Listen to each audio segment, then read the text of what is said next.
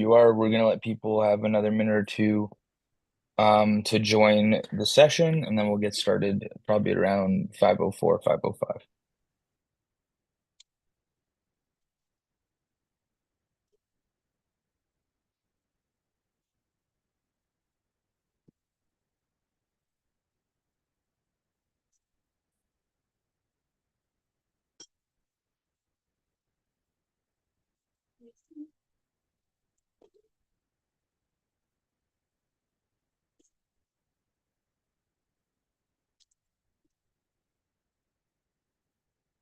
Seneng, ¿qué tal?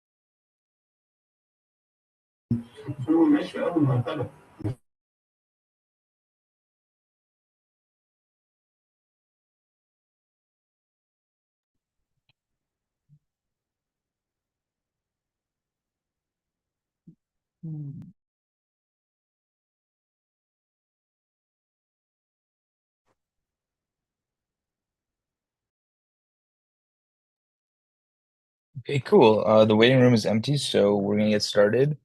Um, Excited to kick off our week two of the summer program. Um, Thank you everyone for being on time, and we're gonna start today with our guest speaker, Farhan.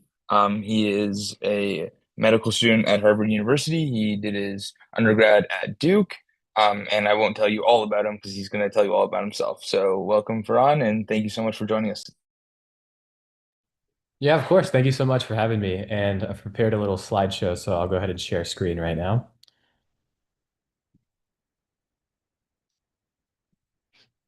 Can you all, let me go ahead and present first.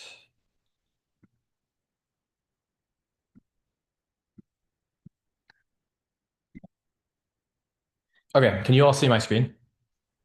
Yep, you're good. Okay, awesome. Yeah, so like I said, thank you all so much for having me. It's really incredible to see this really, this community of aspiring doctors and pre-med students. So yeah, it's such an honor to be able to speak and really gives me kind of hope about the future of medicine to see all these kind of ambitious pre-meds here kind of hoping to begin their own pre-med journey. So I want to start kind of talking about my own journey as a pre-med. Um, and kind of like how I ended up to where I am today as a second year medical student at Harvard. So I just want to give a quick overview of, a roadmap of my own pre-med journey, where I grew up and kind of like the steps that led me to where I am today. So I'm a first generation Pakistani American. Both my parents immigrated from Pakistan in 1999, and I was born and raised in Pittsburgh, Pennsylvania, my whole life. Right outside Pittsburgh, if anyone knows the area, I'm from Murraysville, Pennsylvania. And then that's where I did my high school, Franklin Regional High School. I kind of knew earlier on that I wanted to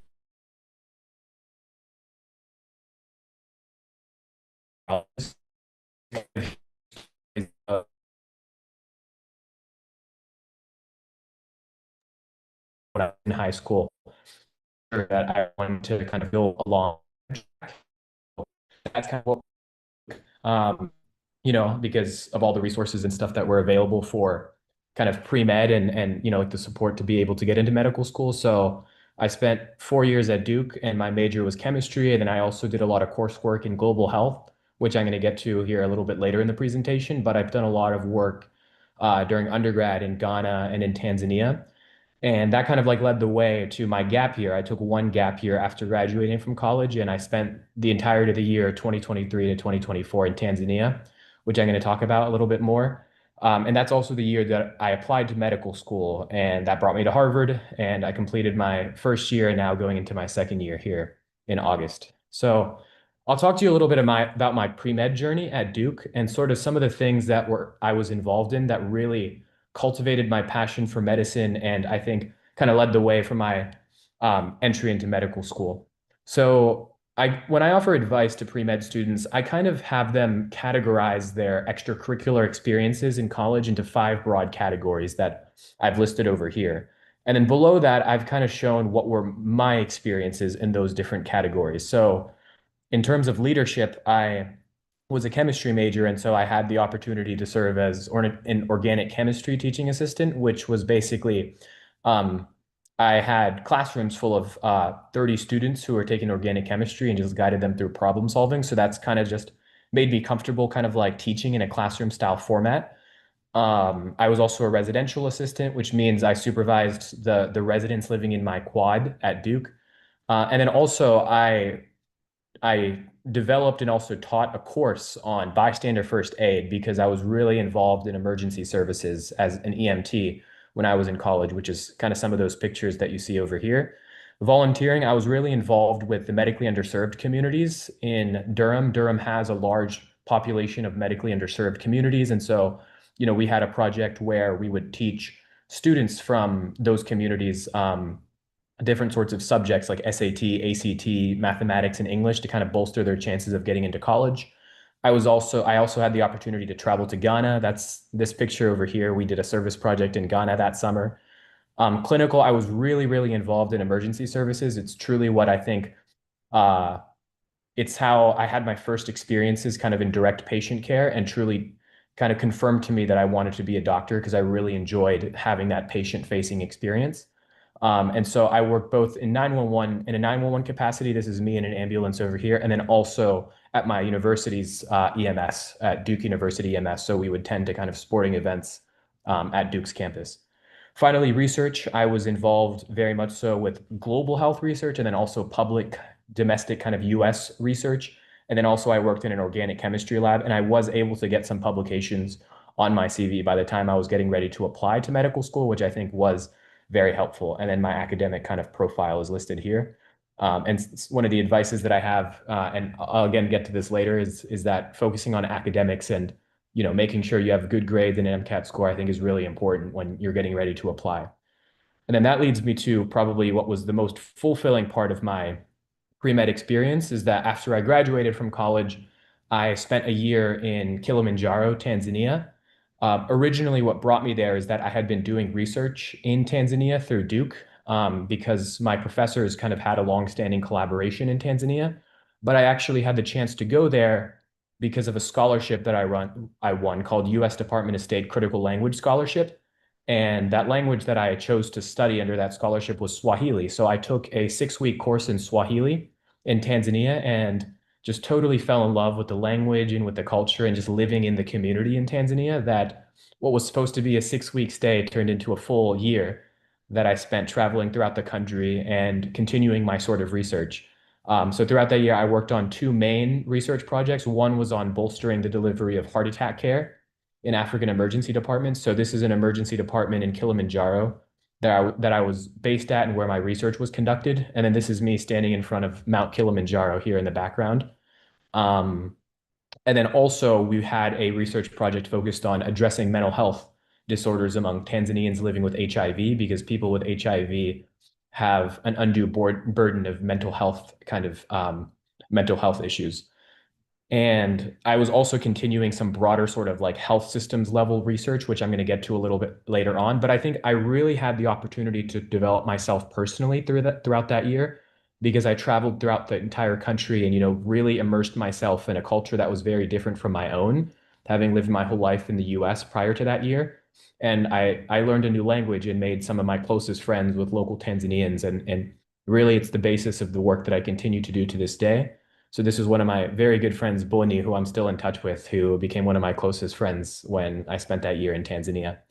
So After that year, well, I want to talk a little bit more about my research, uh, because I think that that's something that really allowed me to distinguish myself when I was getting ready to apply to medical school, and continues to be kind of what a lot of my work is now. So I focused my research on health systems research in both the US and in sub-Saharan Africa. And when I was getting ready to apply, here's some examples of the articles that our team had published. And I think that they were really a substantial portion of what I talked about during my medical school interviews, and I think that really impressed a lot of my interviewers, and kind of like allowed me to have success on my medical school application cycle. And so now I currently lead this global health research group called GHSN Global Research, where we continue to write these sorts of articles on health system strengthening on the African continent. So this kind of leads me to what were the themes in my med school application? Because I think that, for all of us when we're pre-meds, we'll have all these different extracurriculars that we're involved in with research and volunteering and maybe tutoring or, leadership. But I think that really when you're getting ready to apply, you kind of reflect on all those experiences and kind of connect the dots to sort of come up with sort of broad themes that convey the message, why do I want to be a doctor? And when I was getting ready to apply, I connected the dots of all these different experiences I had had throughout college and during my gap year to come up with these themes. One was emergency medicine, because like I said, I was really involved in emergency services, both in a 911 capacity and then also with first aid, teaching CPR, and having a leadership position with with my university's EMS team. And so I talked a lot on my application about my interest in potentially choosing emergency medicine as a specialty. And then also another thing that came up was addressing US health disparities because of a lot of the volunteer work that I had been involved with, as well as some research that was based in the US that documented and addressed health disparities and health inequities in the US. And then, of course, I think the biggest theme on my application, and I think that really what I walked away from interviews with kind of like developing this message was that I'm really dedicated to healthcare in sub-Saharan Africa because of my global health work, my abroad service work, having traveled to both Ghana and Tanzania during my time as a pre-med student, and then also having developed language skills in Swahili. I think really painted the picture that this person is going to be a doctor who's committed to advancing healthcare in Africa. And so, that's something that really allowed me to have success on my medical school application, because I was extremely fortunate to be accepted to these wonderful kind of world-class institutions. And over the course of that year, I was really blessed to get these acceptances and really happy to have all these options to continue with the work that I was passionate about, as well as some scholarship offers as well. And when I was thinking about a medical school, I think that I really, something that I really wanted to consider was what schools will allow me to have an impact in global health and in Tanzania, because those were sorts of like communities that I really cared about and the work that I really wanted to continue. And as I thought about it, I just thought that the resources and the network that I would have access to as a Harvard medical student would just kind of be unparalleled. And so that's the medical school I ultimately chose to go to, and where I'm currently a second year medical student now. And now, kind of a lot of my work, I'm an M2 now at Harvard. So just finished up my first year. And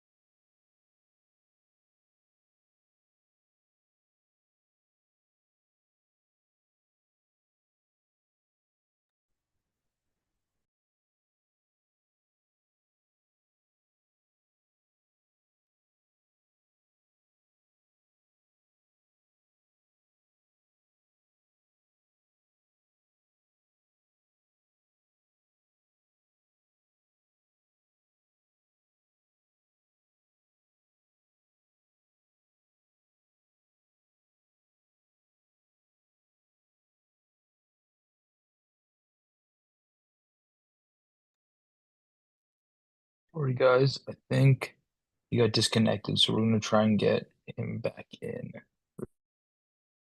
Thank you.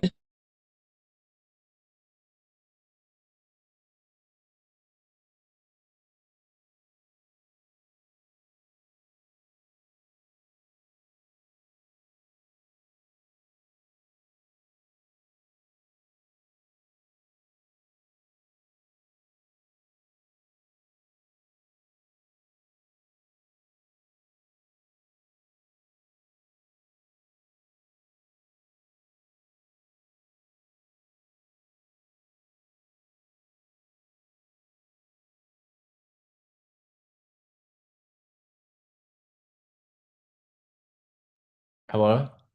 I'm so sorry. I think I disconnected. Welcome back. Thank you. Okay. Should be better now. Let me go ahead and share screen.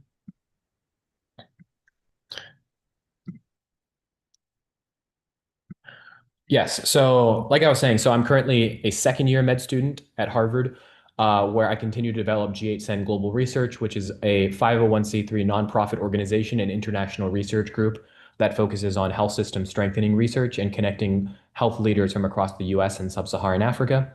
I've pasted our website in a future slide, so you'll be able to see it there. I also continue the work that I do in Tanzania. So I just got back from 2 months in Tanzania 2 days ago.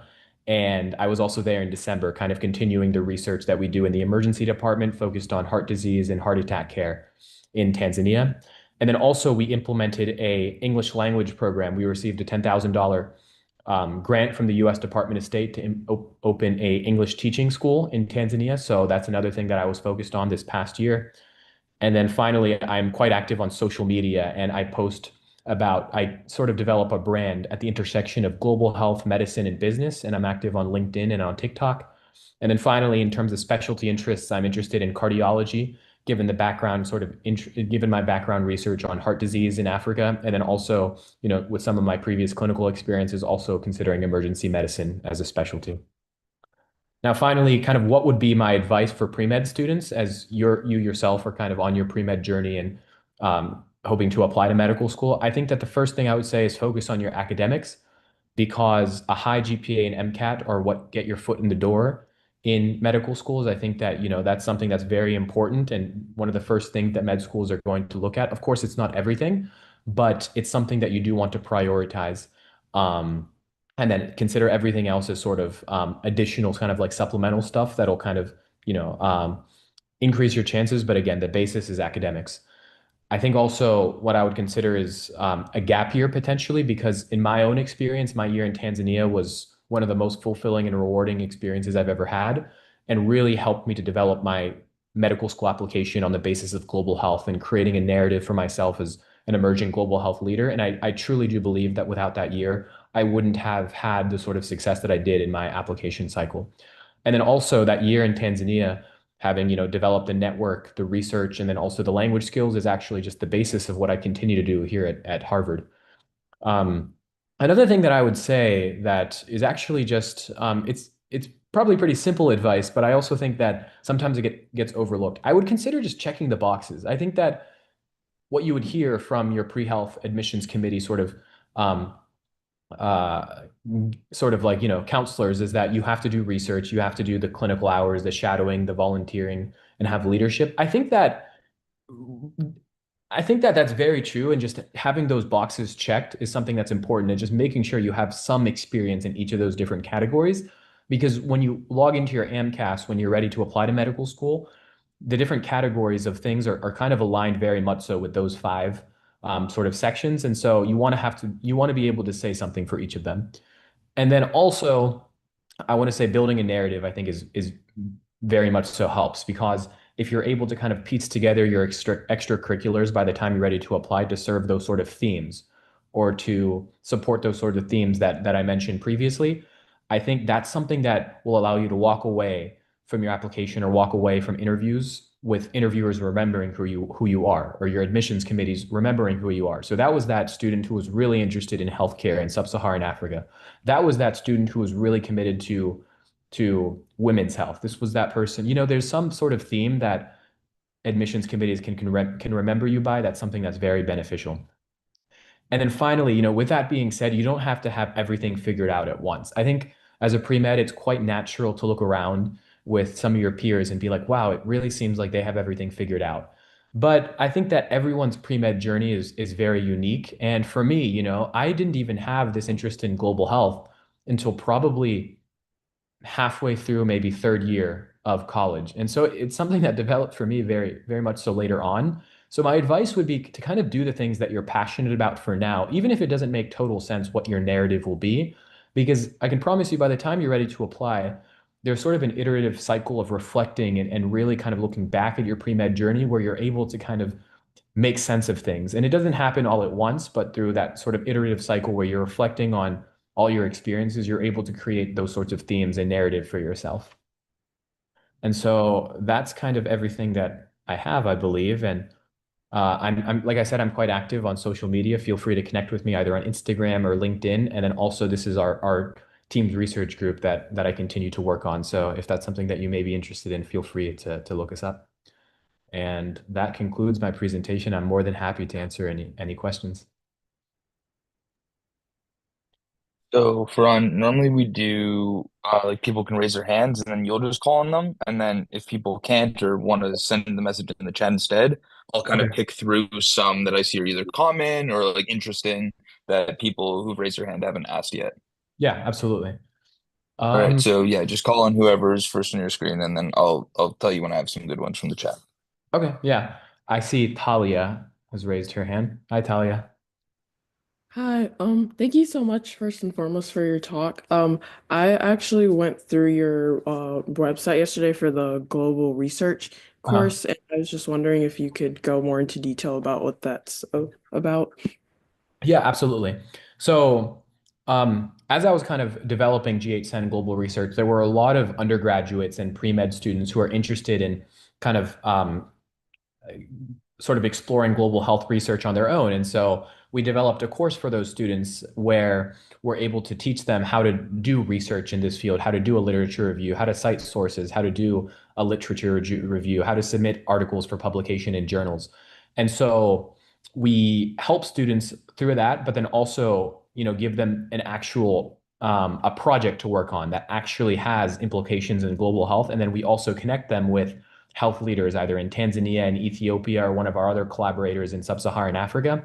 And through that project-driven course, students are able to learn how to publish research, but then also gain real-world experience kind of in global health. And we've been really fortunate to work with over 30 students, and a lot of them have successfully published their work in journals. And so that's what that course is. And yeah, if you're interested, you can find more information on our website. Of Okay, thank you. course. Afamia. I hope I Um, said. Presentation, but like I was wondering, I volunteer as a medical assistant. Would that count as just volunteering, or could it be both clinical and volunteering? Generally speaking, I've seen medical assistant categorized as clinical because it is very like, much so hands-on. I think it also depends if your position is paid.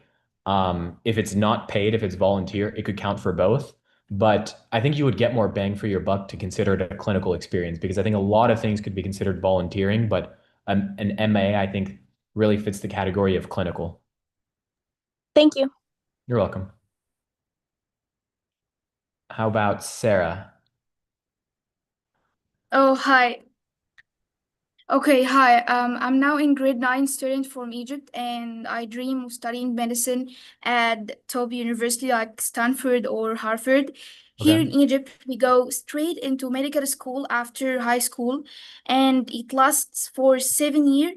But I have heard that in USA, the system is different. Students study another major like biology or chemistry for 3 or 4 years first, then take the MCAT exam to apply to medical school. Is this true?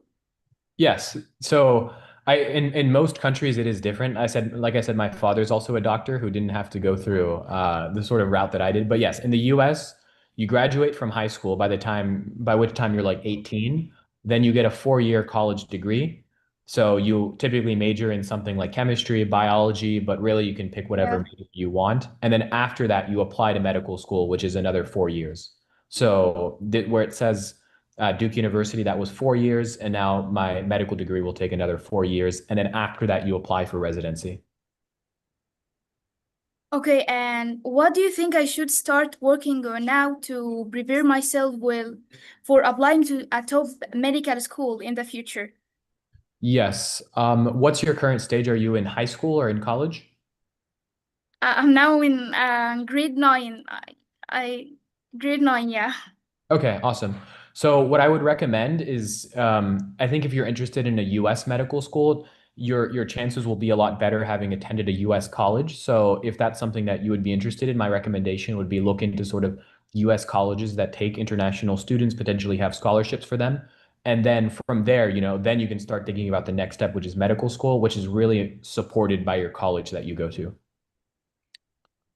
Oh, and was your journey to Harvard University really difficult? Um, I would say yes. Yeah, I would say you definitely have to study I very much. saw it's really difficult to accept it in this university. Is this true?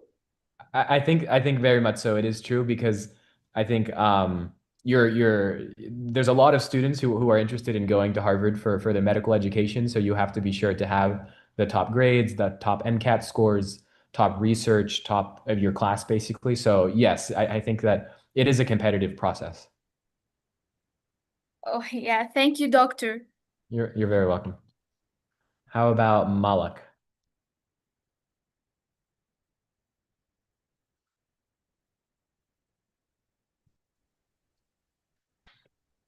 Are you hearing me? Yes, I can hear you. So about the GPA in my country, 70% of grades in the 10th and 11th grade in the hand of the teacher. In the 10th, teachers put grades with random and many have wronged because of this and you cannot object because they will go beyond the subject. What should I do? Can you repeat the first part? I'm sorry, I'm not sure I fully understood. About the GPA. GPA. In my Um, country, mhm, 70% of grades in the 10th and 11th grade in mhm, the hand of teachers. mhm. In 10th grade, teacher put grades with random. Oh, okay, I see. Um, I'll be honest, I can't say I can speak specifically to sort of like the policies or the grading system at your school. I don't know enough about it, but I think that if you think there might be some sort of like randomness or sort of arbitrary sort of system by which grading is happening, I think that would be something you'd want to bring up either to your teacher or potentially sort of higher up individuals at your school. But if you think that that's something that wouldn't be possible, I think I would recommend still applying to either it's college or medical school. And there's always sections where you're able to explain discrepancies or sorts of, provide further explanations to your academics. So that's something that I'm sure what you just explained to me could be listed on your application as well. Thank you. You're very welcome. How I have a about, good question from the chat. okay, yeah, please. I don't know if you know or don't know, but as far as shadowing goes, do you know how schools feel about virtual shadowing, especially since COVID? Um, a lot of people in the chat are wondering if they kind of consider it equal. Obviously, it's not the same kind of experience, but do you still think that's a good option for people? Yeah, nothing for I nothing.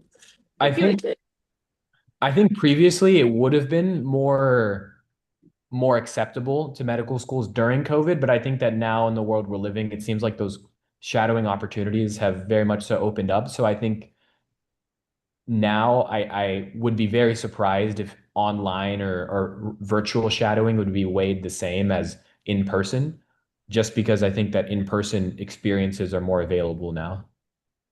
I'm gonna be it's gonna be some the virtual shadow. Um, how about Yeah, I want to Mahalia? I think I'm saying that right. I just love. Yeah, you said it right. Can you hear me? Yes, I can. Okay, so first of all, I am like so amazed with your journey, especially with your research in Tanzania. And I kind of want to do something similar like that. So I have like a question, like how like would you go about to like get into that?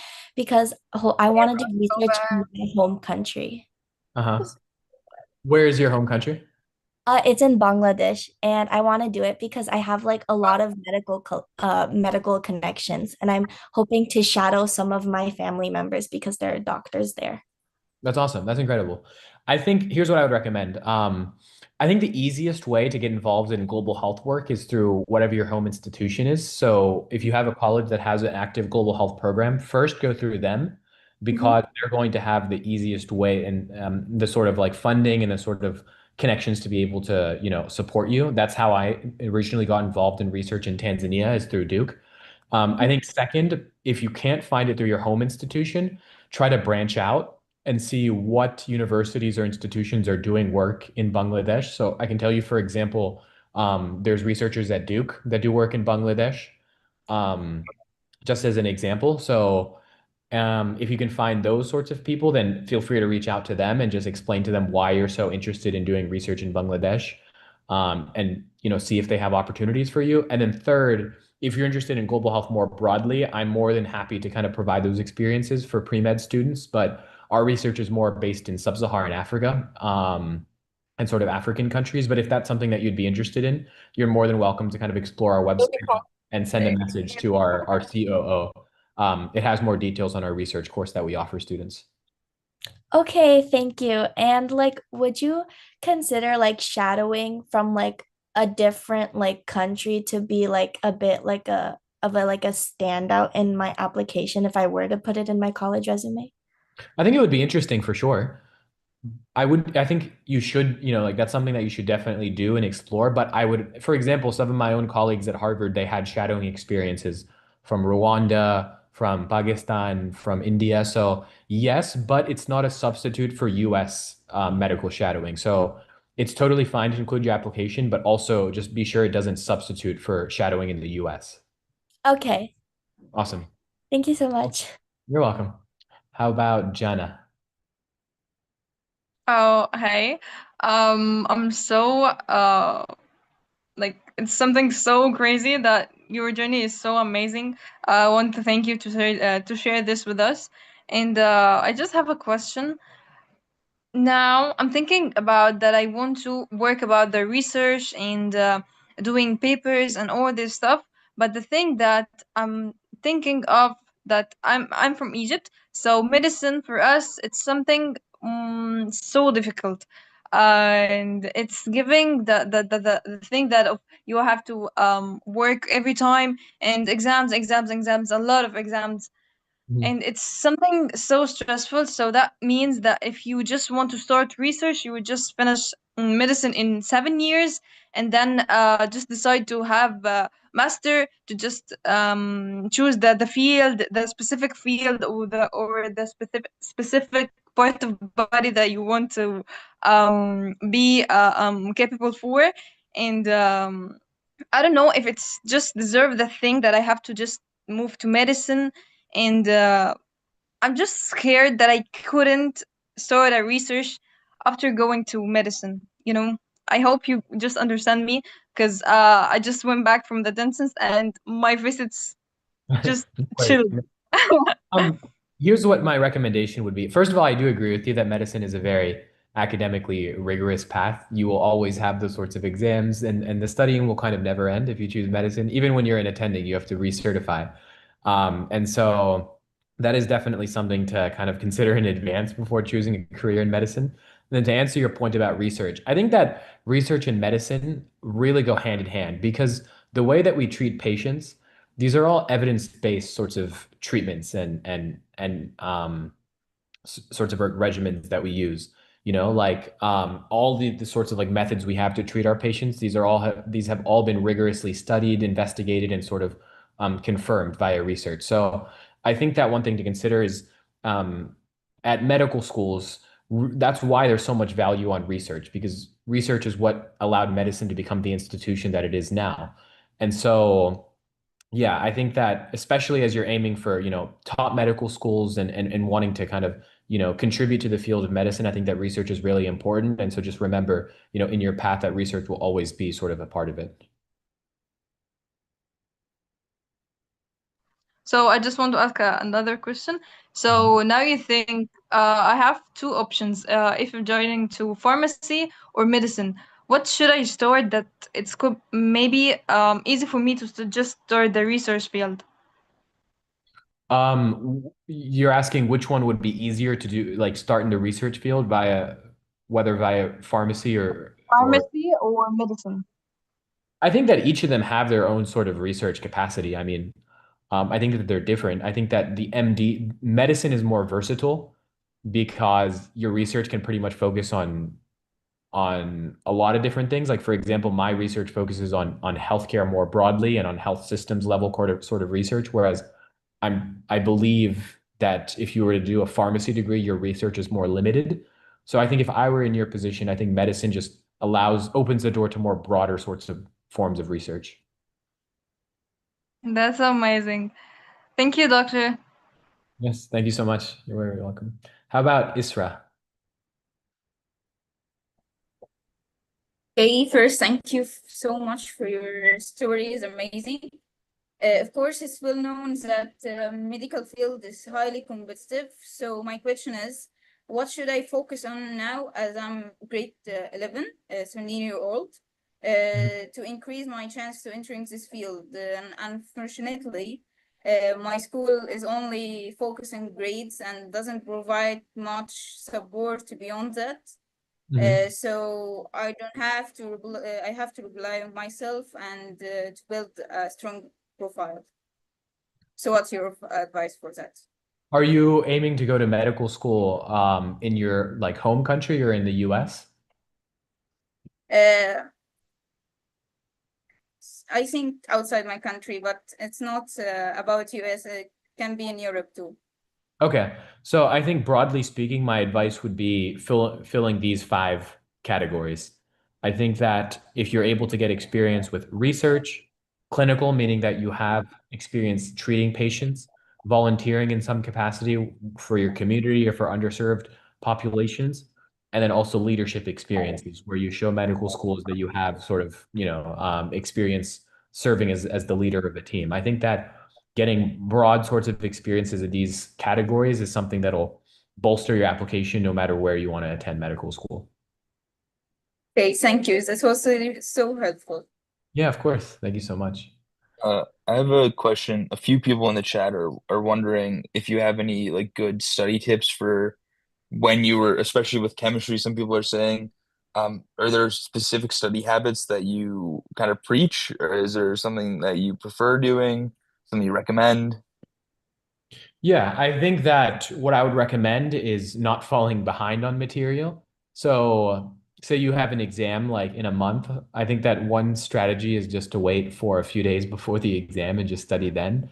I think that, early on it might be doable with that approach, but I think you'll find with a degree like chemistry or when you're actually in medical school, just the volume of content is so high that it can't feasibly be sort of crammed in a few days before an exam. So I think that if you're able to create sort of an approach for yourself where you study little by little, maybe like 1 to 2 hours a day, and just be consistent with it, I think that that's something that has helped me in my journey and something that I would sort of recommend, no matter what your field of study is. To answer for chemistry specifically, um, I think something that helped me in chemistry and in physics is that both of them are very like formula dependent. So before any sort of exam that I had, I would always have like a formula sheet where, if it was like an analytical chemistry test, I would make sure I have Henderson-Hasselbalch equation, like all these different equations sort of written down as a study guide and then just like memorize them before the exam. So that's something that's more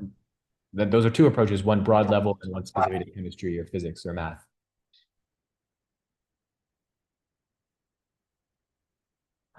Cool. How about you, Danielle? Okay, hi, my name is Danielle Chapman. I'm a rising sophomore biochemistry major at Spelman.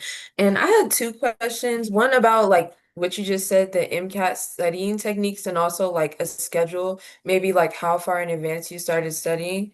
You can answer that first, and then I can ask my other question. Is this for MCAT specifically? Yeah. Okay, okay. Yeah, so for MCAT specifically, first let's talk about timeline. Timeline for MCAT, I think, depends on whether you're taking a gap year or if you're taking more than one. So if your plan is no gap year, my recommendation for students is the end. So summer after your sophomore year is the ideal time to study and take the exam. If you're taking one gap year, summer after your junior year is the ideal time to study and to take the exam. And the reason I recommend that is that I've found that students who study for a shorter sort of time frame and dedicate like close to full-time capacity to the MCAT tend to do better in my experience compared to those who study for like 1 to 2 years and little by little. So my recommendation is if you have like 3 to 4 months of the summer to put aside where you can study like upwards of 5 to 6 to 8 hours a day and really, like grind for that shorter time frame, I found that those students tend to be more successful because, for example, if you want to study over the course of a full year, by the time, let's say you're taking your exam in October, you started studying in January, by the time you're getting ready to apply, or sorry, getting ready to take the exam, you've forgotten the stuff that you learned at the beginning of the year. So that's why a shorter time frame, I think, works better. I hope that answered your question.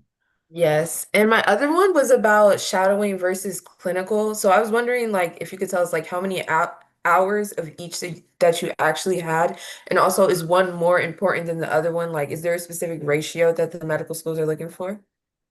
That's a good question. I think that they are distinct. They are definitely distinct, and you actually list them as separate things. I didn't list it on here, but I probably should have. Shadowing is another thing that's distinct from clinical. I think it's hard to say what the ratio should be. I can tell you from my experience, I actually had not that many hours. I had like 100 to 150 hours of shadowing. Okay. But that being said, that was across various different specialties. I shadowed emergency medicine, internal medicine, orthopedic surgery, cardiology. So many different, but not that many hours, like 150. Whereas clinical, I had more than 1,000 hours of clinical because I was so involved in EMS. And Mhm. so I honestly think that I personally would emphasize clinical more because it's something that just like pops out. If someone is very clinically trained, you'll find that it actually very much so is a distinguishing factor for you. Because even some of my colleagues in medical school, I found that coming into medical school with all this clinical experience really was beneficial for me, both in terms of quickly acclimating to providing patient care as a medical student. Um, but then also, yeah, I think that the more hours you have, it just allows you to stand out on your application. And then shadowing, I think, is the purpose of shadowing, I think, is for you to be able to get a sense of the day to day of a doctor. Like to have a so that was my experience with clinical and shadowing. Okay, thank you. And one last question related to that. So you think shadowing several different fields of medicine are better than like staying consistently with one over time? I think staying consistently with one over time is good, but doing that for multiple specialties, if that makes sense, because I think that they definitely want you to gain exposure to a few different specialties because every specialty is so unique. So I think it Mhm. would be beneficial. Definitely do one like over time, but not just one specialty. So for example, if you Right. spend a week shadowing an ER doctor, spend another week shadowing, an OBGYN or something of that sort. Okay. And do you think knowing your specialty, like you mentioned before in your essays and stuff to get into medical school, you like knew what specialty you wanted to go to, what you wanted to go into? Do you think knowing that like put you a step ahead of people who probably maybe didn't know what specialty they wanted to go into? I wouldn't say a step ahead, because um, I think that so long as it goes with your story. So like my story and my experiences were EMS, and then even my research in global health, it's very EM focused. I think EM just kind of made sense. But if you can craft a story that's, very compelling or whatever without having to specify a specialty, um, I think it's very much so doable. So I wouldn't really say a step ahead because, there's so many colleagues that I have who have had successful medical school applications without specifying a specialty. I think it's more so about the story. So if your story is strong and, there's a certain specialty that goes with it, then yeah, I think that it can support you, but it's not necessary. So for example, say you have an application very focused on women's rights and, health disparities facing, certain populations of women. And then you say, oh, I want to be an OBGYN. I think that that adds great to that story. But you could see another example where, um, let's say your interest is, I don't know, like something like climate health. I think that that could be targeted from many different specialties. So I think that it helps so long as it goes with your story, but not necessary. Okay. Last thing. This is my last question, literally. So How I was gonna say, how'd you like finance applying to all of the medical schools? Because I know the application can be costly, especially congratulations again on all your acceptances too. Like obviously you applied to all of them, so you had to pay for that. So, like, Yeah, no, it's a great question. I think I spent probably like $2,500 or something like that just applying. Uh, and that's just like application fees. I was fortunate where I was working in EMS for a while and had money saved up. But apart from that, it's yeah, unfortunately, if you're looking for like financial assistance, they do offer that when, mhm. through AMCAS. So that's something that you can apply for and they're willing to waive application fees for you. But for me, from my experience, like I was able to work a job and kind of pay for them. But another topic entirely is medical education, which very much so is a huge expanse. I was fortunate to get a scholarship because of my work in Tanzania. Um, but yeah, there's obviously, that's later on down the road, but there's other sort of like financial support offers, merit-based scholarship for medical schools. That's something to think about later on. Okay. Thank you so much for your time. Yeah, of course. How about Dorcas? I hope I said that right. Dorcas? Yeah, it's Dorcas. Can you hear me? Yes, I can. Okay, perfect. Congrats again on your second year at Harvard Medical School. My question is, like I'm very like inspired by your research and like the work you did in Tanzania and stuff. So like my question is, I know that you did stuff on like mental health and like the patients. Like what was the most alarming thing I guess you learned like during your research quest? Because I know like there's definitely it's like a continent in Africa, so there's definitely a country in Africa. So there's definitely like differences in like the ethics and how they like believe or like the stigma of like having HIV or something. So what was like the most alarming thing in regard to like a patient's mental health or whatnot that you learned during your research? Yeah, no, absolutely. That's a really great question. Um, yeah, there's quite a number of them, but for example, there was one patient that we had who was living with HIV and who unfortunately it's something that she didn't disclose to her partner because of, as you said, like the stigma surrounding HIV. And so, like the lady eventually she got pregnant, and unfortunately because she didn't want to disclose because of the stigma surrounding HIV, unfortunately the baby was also born HIV positive. And it wasn't until, like after the birth where the doctors like told both of them and disclosed her HIV status where her partner found out. And so it just really speaks to a lot of, like this is, yeah, it's something that we work on a lot in my research and a lot of work in Tanzania and in sub-Saharan Africa focuses on HIV stigma, but it's just the unfortunate reality of of working in that sort of like setting where stigma surrounding HIV very much so does exist, but then also the resources, the equipment to be able to treat those patients is unfortunately lacking. So yeah, I mean, this is why I'm very dedicated to kind of the work that I do in global health because there's very much so deep-seated health disparities that you'll see affecting Tanzanians and populations in that region. Hope that answers your question.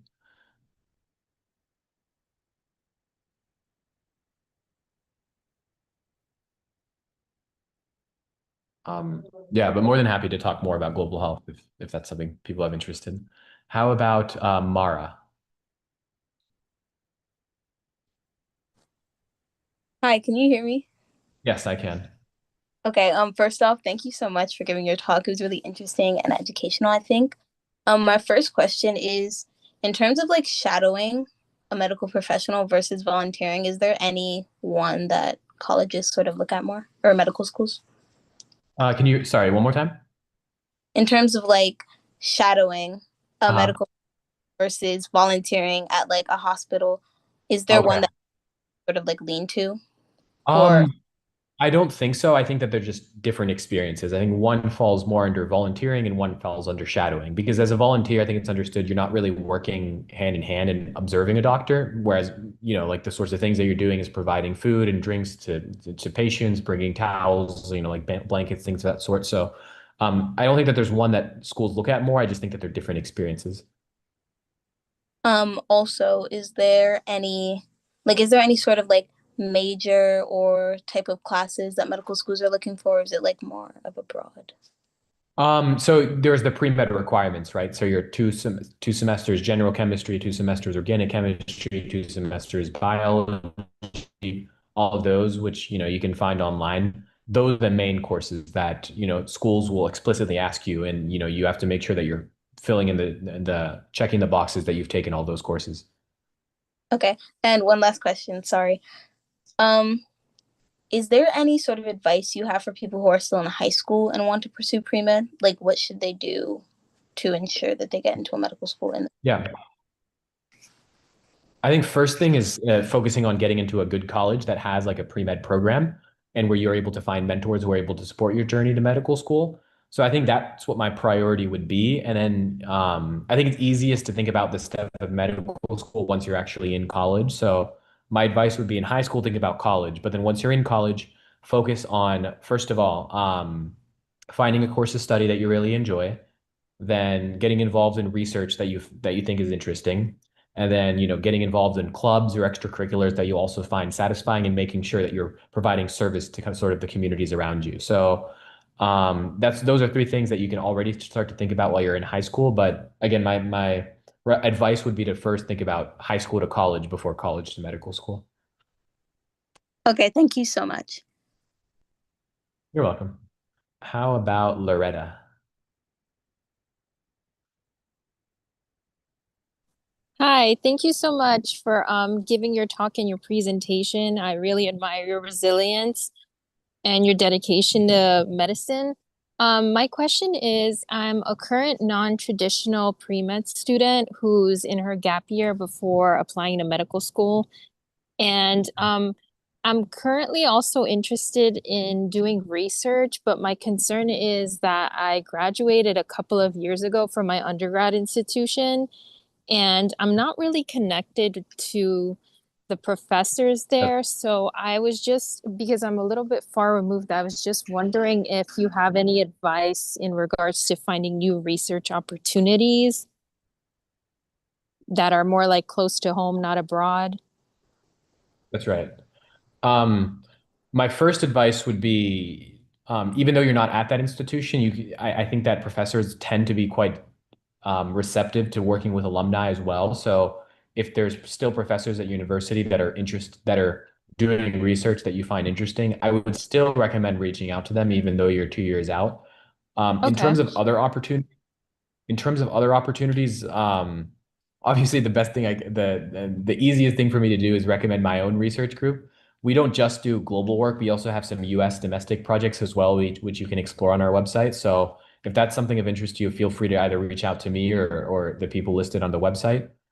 In terms of other opportunities, yeah, those are the 2 that I can kind of like best advise.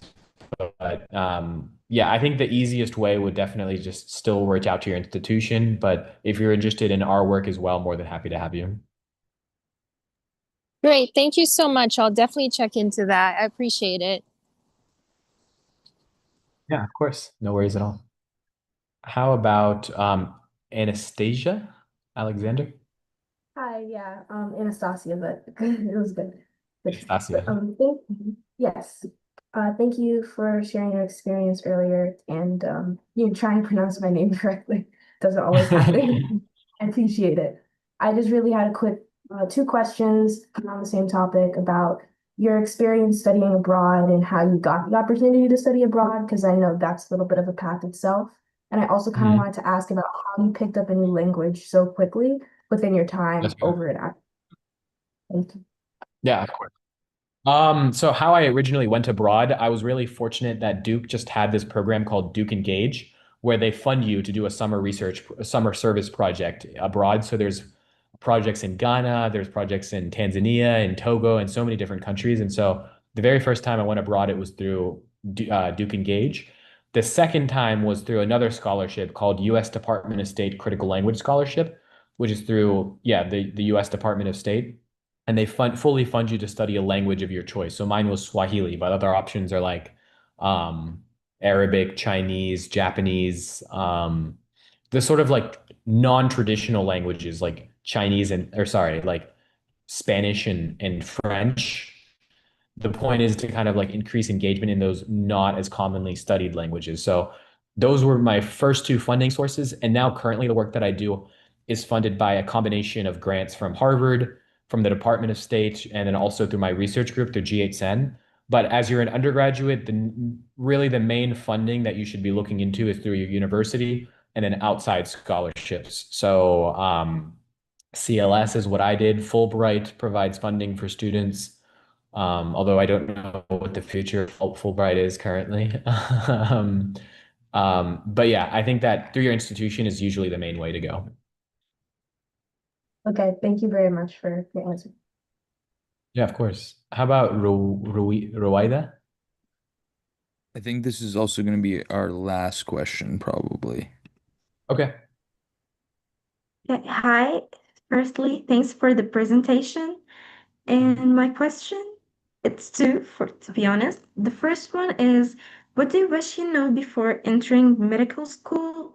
And the second one, like, what was the biggest challenge that you faced during your study or your research?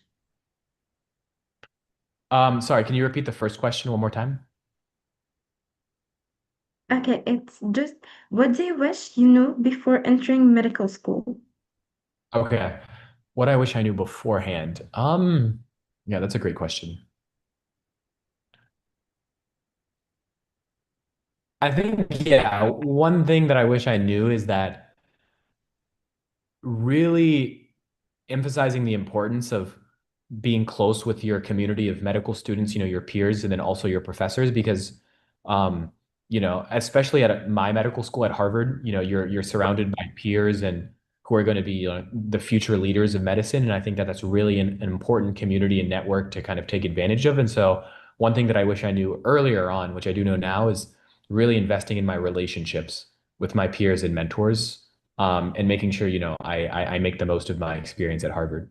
And then in terms of challenging with research, of course, in the recent past few months, we've experienced a lot of challenges with funding, given funding cuts for global health research. But I think that one thing that we've learned is being adaptable and applying for new sources of funding, and then also kind of just remaining dedicated to global health, even though it's kind of like a difficult career path right now, just really embracing, the communities that we're trying to serve and holding them kind of at the forefront of what we do and why we remain so resilient in these times. Okay, thank you.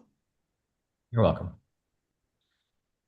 All right, guys. We're running out of time, but I just want to say thank you so much to Farhan for coming today. If you guys want to give a virtual round of applause with the React feature. He's linked to his social, so definitely reach out to him on social media, follow his social media. You can also check out his research group on the website. So all this information, you can also we'll get the slideshow from him, and then you guys can look at this later as well, and we'll post it to you for you guys. So thank you so much, Farhan, for joining us today and sharing your knowledge. Yeah. Um, Yeah, of course. I forgot to put my email here, but I just put it now, and then yeah, I'll send you the slides, and then you can feel free to share with the team. So feel free to also email me if you have any questions. But I'm also active on Instagram or LinkedIn. So yeah, guys, if you didn't get an answer, ask a question today, you can definitely use one of these methods to reach out to him. I'm gonna post the attendance poll Oh for the first no, half of the yeah. session in a second. So and then we'll get started with today's workshop. Awesome. Cool.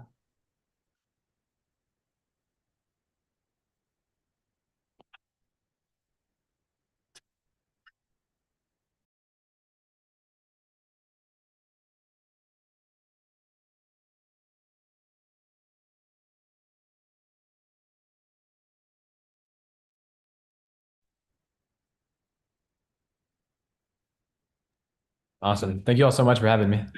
Thank you for coming. We're very grateful. Bye.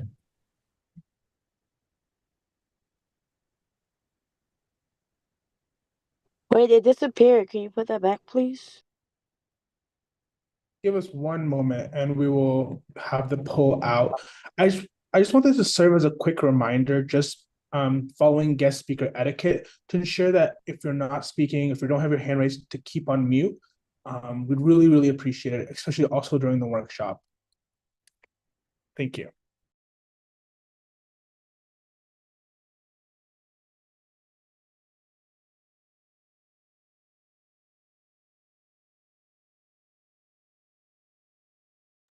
We are resending the poll now. Just give us a work. Are you working on that? I am trying to get it up. Just give us 1 second. We're gonna get the poll up right in a few seconds. We apologize for that. Okay. Ahmad, do you want to check the poll and I'll get set up with the slideshow for the workshop? Yeah, I don't have host settings. Davina, are you? Davina is not here right now. We'll just go ahead and skip the first poll. So if you were Okay. here, we'll just go ahead and skip it for now, and we'll just have at the end of today's session we'll have a poll. But we'll just go ahead and skip the poll. So there's no poll. So just if you were here the full time for the guest speaker session, that will count as your attendance. We do not have a poll. I'll repeat it once again just to make sure we get all. We do not have a poll. We have no poll. There's no poll. The poll will be released at the end of the session. We'll have one poll today, no two polls. If you accidentally answered the poll, no worries at all. We got that, but we won't count that towards you. So no poll. Thank you so much. All right, everyone. No poll. We're gonna get started on our slideshow for our workshop today. So um, if you guys have questions, we're gonna leave the chat open for now, because today's workshop's gonna have a bunch of interactive. So, if you want to answer like the questions that I asked throughout the interactions or that Ahmad asked throughout the slideshow, please feel free to use the chat. But let's keep the chat to answering things about the slides instead of asking random questions. So, just a quick overview for week two, since we've now started in week two. Um, Today, Monday, we had our guest speaker, which today was Farhan. And then hour two right now is going to be diagnostic foundations, medical tests, and blood work with myself and Ahmad. We're going to switch halfway through. Then tomorrow, there'll be this optional research and extracurriculars mini workshop with Davina and Jonathan. Jonathan is our director of education here. So he does a lot of research engagement stuff. So if you want to go to that, it's tomorrow at 5 p.m., but it is not counted toward.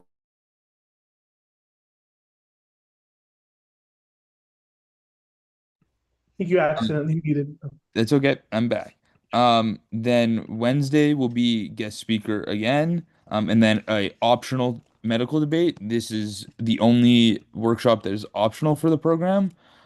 So this will be a small breakout room style debate. And all the prompts for it will be posted tomorrow at some point, so you guys can prepare. And then on Friday, we're gonna have our final guest speaker.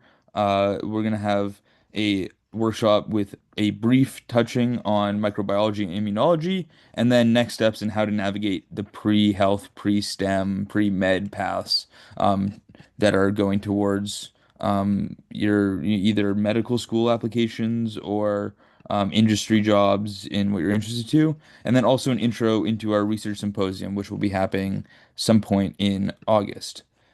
Date to be announced.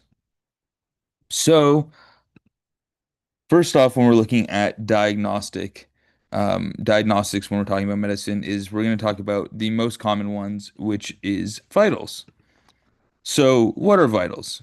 Why are they important? Vitals are the body temperature, pulse rate, respiratory rate, blood oxygen, blood pressure, things like that. Does anyone want to put in the chat or guess, if you raise your hand, why vitals are important? Rourke, can you go ahead and just mute the chat for now, and then people can raise their hands for you to Okay, answer? let's do that. I see Noah first on my screen with their hand raised. Noah, why do you think vitals are important? Can you hear me? Yep.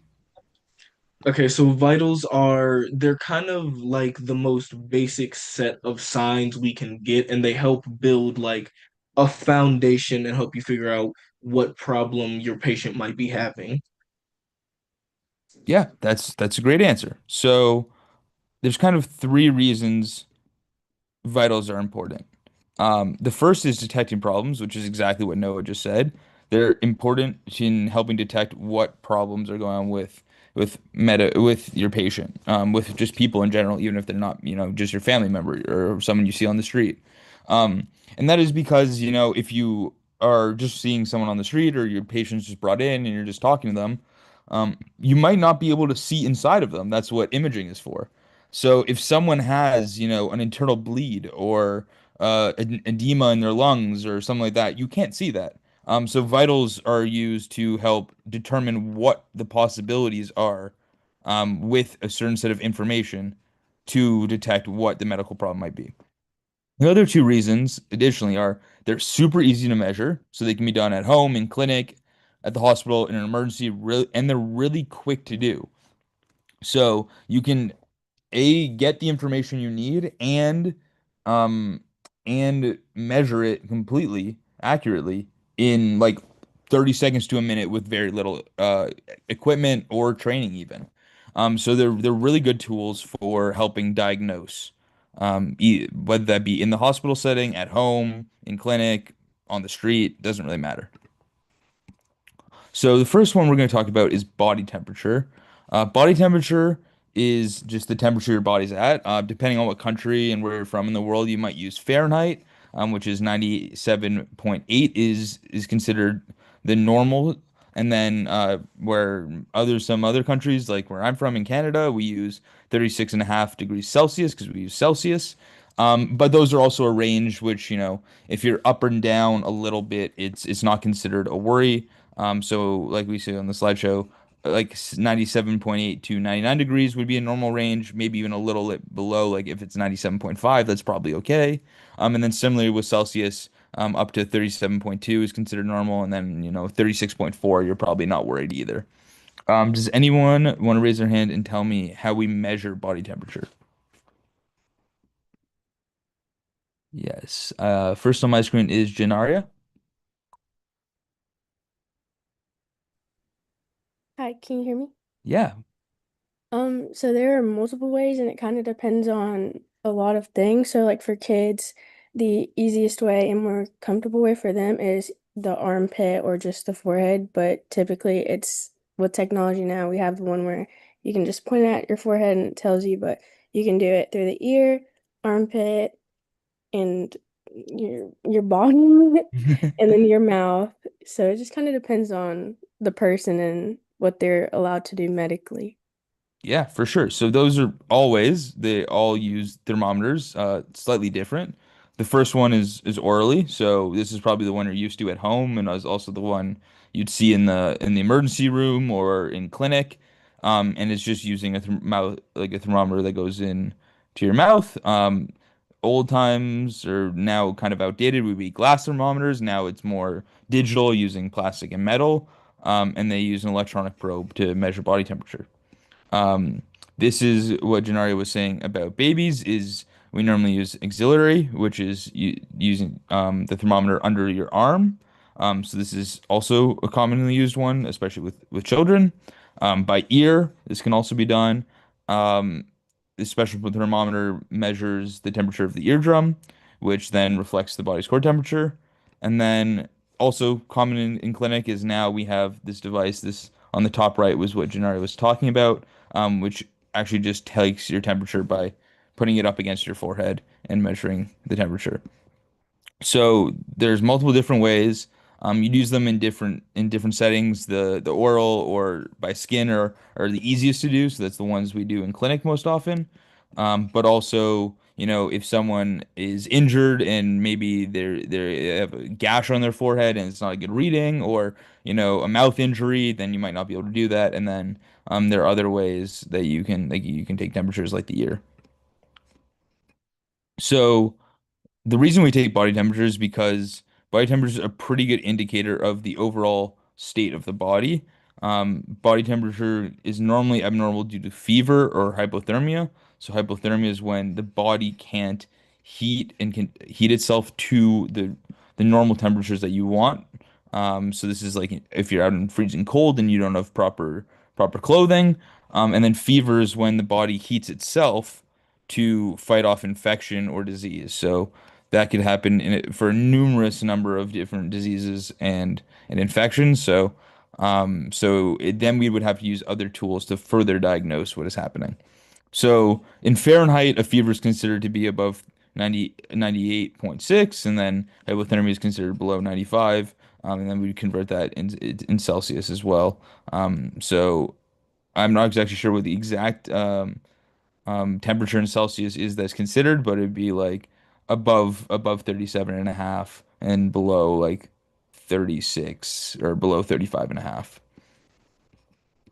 Um, the next one we're going to look at is pulse rate. Pulse rate measures the heart rate or the number of times the heart beats per minute. Blood is pushed through the arteries by the heart, and the arteries expand and contract as blood flows, and that gives you the rhythm throughout your entire body and not just by holding it over your chest and in the heart. So, how do we measure pulse rate? Pulse rate is normally between 60 to 100 beats per minute. Most people sit around 80 to 100. If you're in really good health, you're below 80 and closer to 60. And pulse rate also can be fluctuate for a ton of different reasons. Exercise, being very emotional, injury, illness. There's lots of different reasons. Does anyone want to raise their hand and tell me how we can measure pulse rate and what the three arteries are that are being measured in this picture?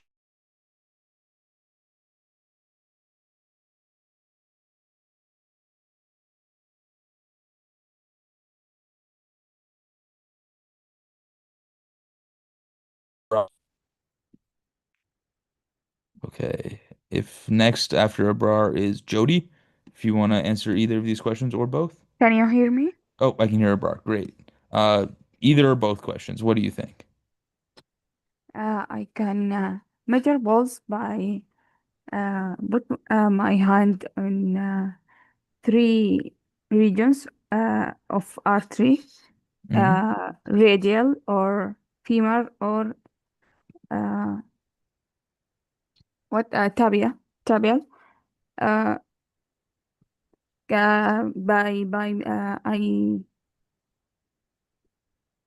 I measure it by minutes.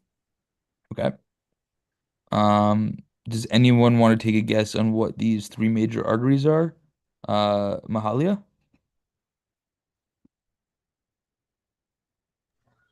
Um, is one of them, I forgot how to pronounce it, radial?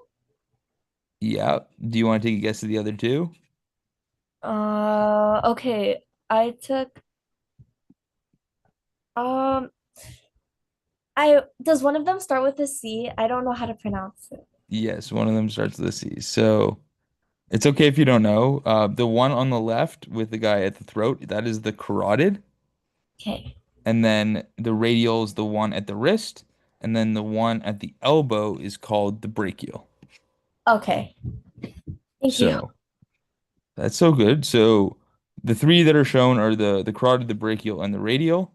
And we use them to measure pulse rate. We use two fingers typically, and you press firmly on the artery until you start to feel a nice beat. You guys can all try it now on your radial, which is at your wrist. It should be pretty easy to find. Um, don't worry if you don't have a pulse. You're still alive. Your heart's still pumping. I promise you. It just might be you might have a weak pulse at your radial. Um, and normally we do this for 60 seconds, and then you multiply that. Um, and then you know your beats per minute, and then or you can use this method where you count for 15 seconds and then multiply by 4 to average out what your beats per minute would be. Um, Often in emergency services and stuff like that, we use the 60-second method if it's not a like super urgent matter. So if like someone's, if we have time, like someone, maybe we're worried about someone having emotional stress or something like that, then we have the time to, count for 60 seconds to get a super accurate reading. But if, we have someone with like a stab wound or something and we're really unsure, you would go for the 15 times 4 method to just get it done as fast as possible. The next vital we're going to look at is respiratory rate. So, respiratory rate's super simple. It's the number of breaths that someone takes during a minute. Um, this is counted by either listening to someone's breath or just looking at how often their chest rises and falls. Like pulse rate, it kind of changes with fever, illness, injury, many medical conditions. So, we want to use all these vitals together to get a real good picture of what is actually happening to try and narrow it down. And then for normal adults, the respiratory rate is 20 to 12 breaths per minute. Typically, it's a little lower than 20. 12 to 16 is ideal, but 20 is not out of the range of being worried. You're still okay at 20. And we're also going to look at blood pressure. So this is the force of blood pushing at your artery or capillary or veins.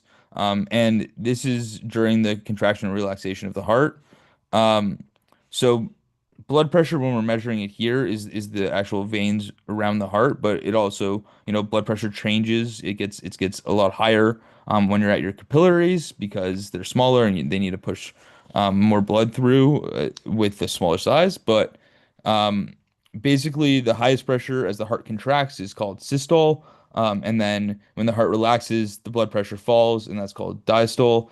If you've watched any medical shows or you've been in hospitals and stuff, and you hear someone say 120 over 80, that is the systole over the diastole.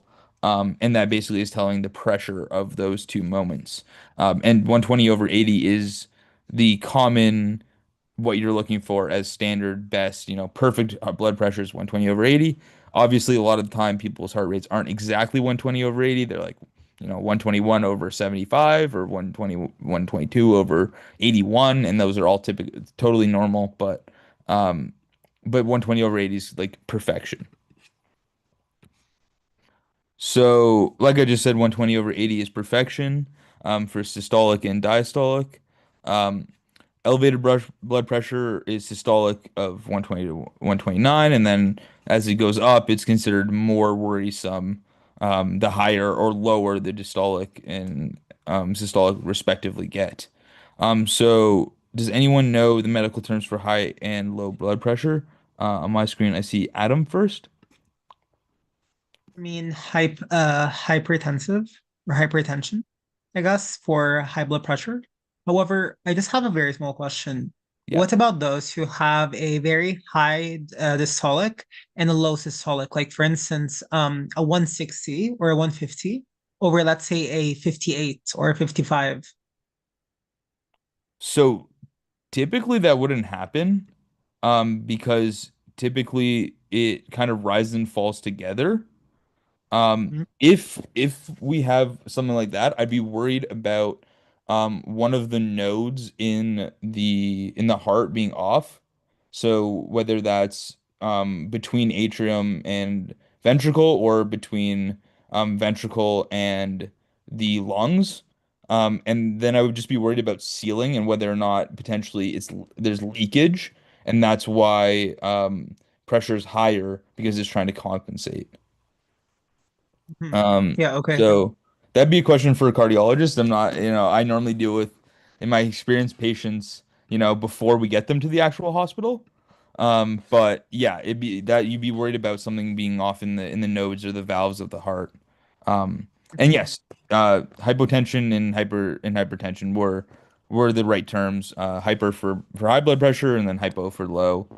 So these are some examples of blood pressure cuffs. So you'd use a stethoscope. If you're doing manually, the stethoscope would go under the cuff when it's been pumped up around the arm. And then how it works is you'd pump it up to get the pressure really high. You'd put the stethoscope on, you'd listen, you'd release pressure slowly. And then when you start to hear the heartbeat, that's when the systolic would be. And then when you stop hearing the heartbeat, that is when the diastolic would be. So that's how that works. And then there's some examples of some automatic pressure cuffs where you just see it on the screen. Um, so fun fact is if you ever are, I don't know if I can go backwards. Yes, I can. If you're ever working with someone and they give you a odd number for either systolic or diastolic when you're using a manual pressure cuff, they did not actually take the blood pressure properly because on here there's only typically there's only like lines for every two digits, so there's no odd numbers, so you can't actually get an odd number. So if someone says they have like a blood pressure of, I don't know, 121 over 75, you would be like, are you sure? Because you can only get that on these automatic ones. So I'm gonna go through some case scenarios quickly because we have a whole second half of the workshop looking at blood. But I'll take some I'll take some hands so you guys can answer them. I'll try and take different people so that everyone has a chance. And I know we covered a lot, so we'll go through and I'll try and help you guys through. If you get it wrong, don't worry about it. Still try and answer. So the first one is a 35-year-old male presents after completing a marathon on a hot day. He reports dizziness and fatigue. Does anyone want to tell me what they see first from the vital signs? I see Kayla first. His blood pressure is low. Okay. Do you notice anything else? What signs might look good and what signs might be worrisome besides blood pressure? Maybe the oxygen saturation. Okay, I know we didn't cover oxygen saturation, so I'll cover that in a second. The oxygen saturation is actually something you could consider, but what do you think about heart rate, respiratory rate, and temperature? Just what looks good, what looks bad? His respiratory rate? Is good or bad? Bad. Okay. Does anyone want to tell me what they think about heart rate and temperature? Maybe Cherish, what do you think about heart rate and temperature? The heart rate is kind of fast, but he did just come from finishing the marathon, Right? so it might be elevated from that as well. Um, And then temperature, look and good, his look temperature bad. is normal from Okay. from Sweet. Yep, totally agree with those two. And then Kayla, you were kind of on the right track. The blood pressure is a little low, definitely like getting towards concerning levels. And the respiratory rate is a little high. It's not out of the range we're worried about yet, but it's for a 35-year-old healthy male, it's a little bit high. So here's kind of a summary of everything. So, heart rate is a little elevated, like Chair said. Blood pressure is low, like Kayla said. And then these are all, within normal range, but maybe a little bit high. So, like we said, he was just running a marathon, so he's tachycardia, which is high pulse rate. I like to remember it as tachy is like tac tac tac tac tac, and then bradycardia, which is low heart rate, is like Brad, cool Brad. He's a cool guy. He's nice and cool and cold and calm. So that's how I like to remember. That's how I was taught when I volunteered in an ambulance. And basically, we're looking at this as well, he just ran a marathon. He has some dizziness. He's probably lacking fluids. He's probably tired. He's lacking fluids because he's been sweating a lot. And then maybe he's also a little dehydrated because of that, because he's lost some minerals as well as the fluids. So what we would do here is we'd look at giving him maybe some IVs, or if he's okay to sit down, maybe we start with like a Gatorade or like some sort of electrolyte drink. And then if it progressed to, he's maybe fainting or something, then we'd consider IVs for sure. Um, but yeah, so this is a minor case of dehydration. We want to avoid it getting worse. IVs or electrolyte drinks, and then monitoring from then.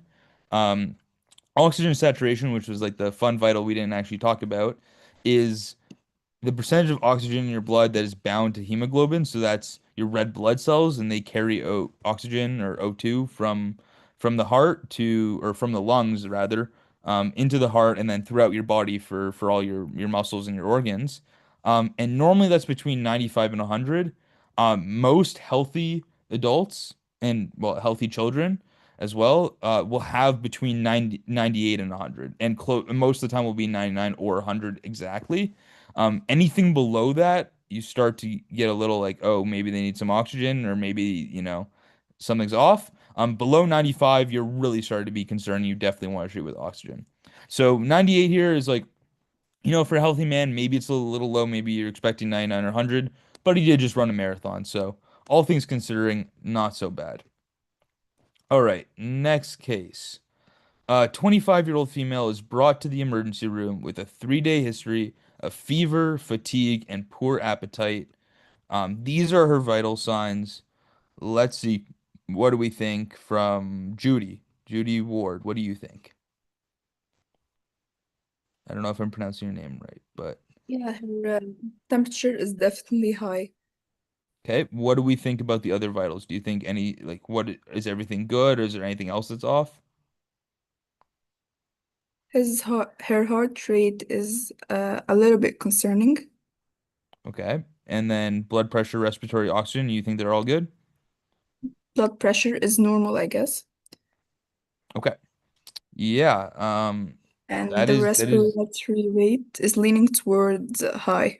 Yep, exactly. So the main vital here is temperature. That's the one we're worried about. Heart rate is on the higher end, but not concerning. Respiratory rate as well on the higher end, but not really concerning yet. Um, but the temperature is the big one.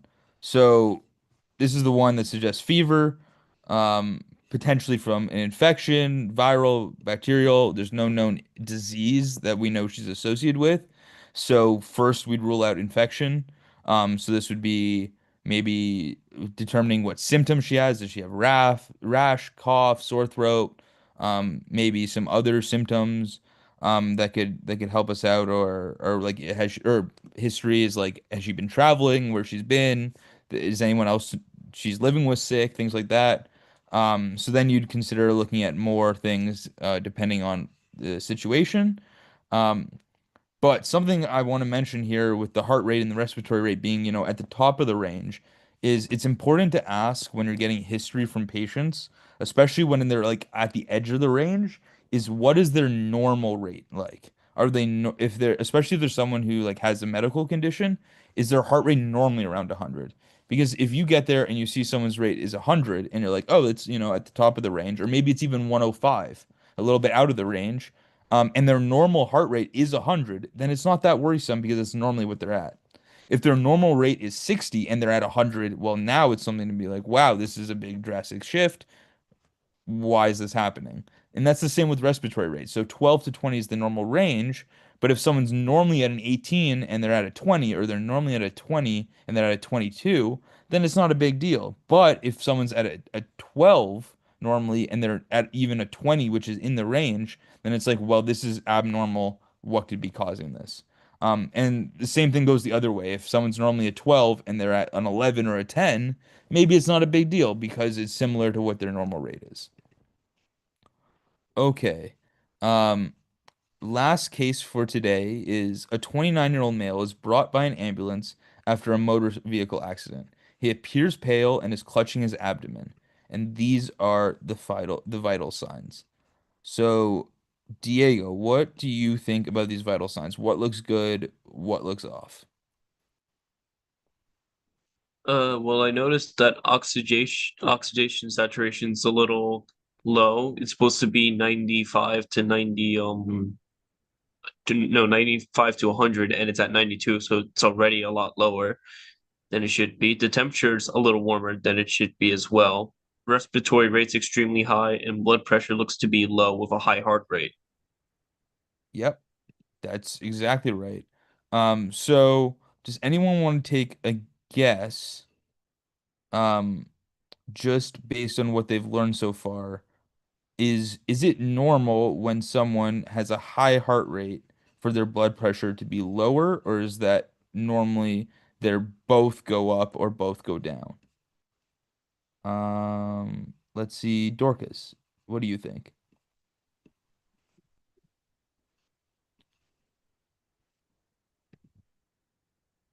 I'm sorry, Dorcas, I can't hear you. Do you want to try maybe unmuting again? No, I'm sorry, I can't. Do you want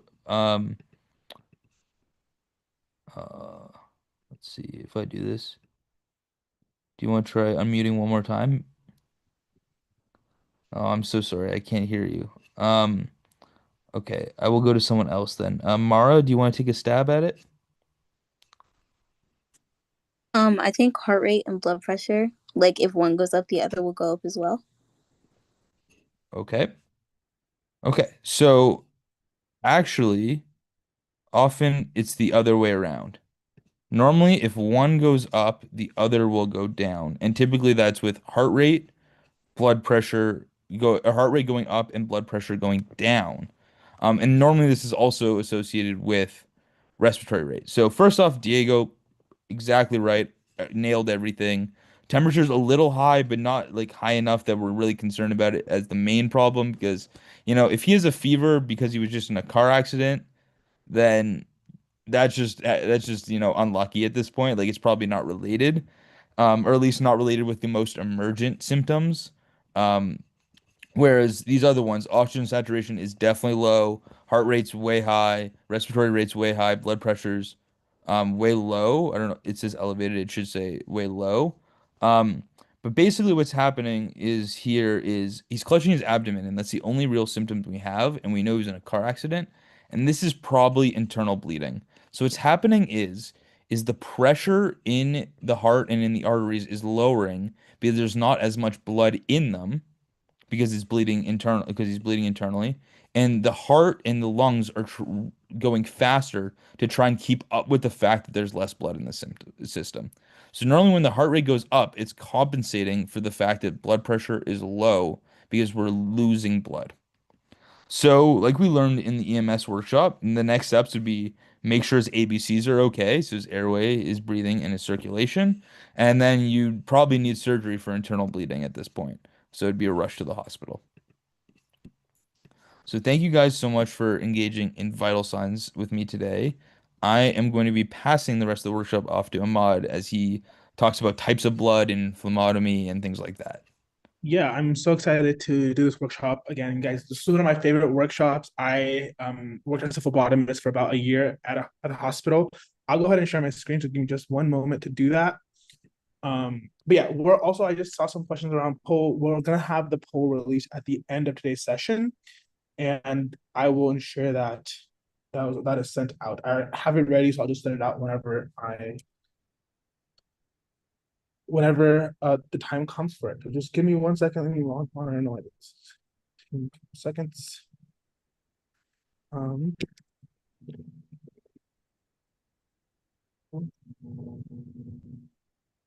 Okay, there you go.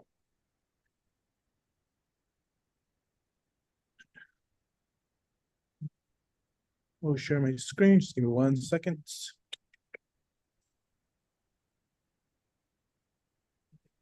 All right. Let me know if y'all can see my screen, and then I will get started.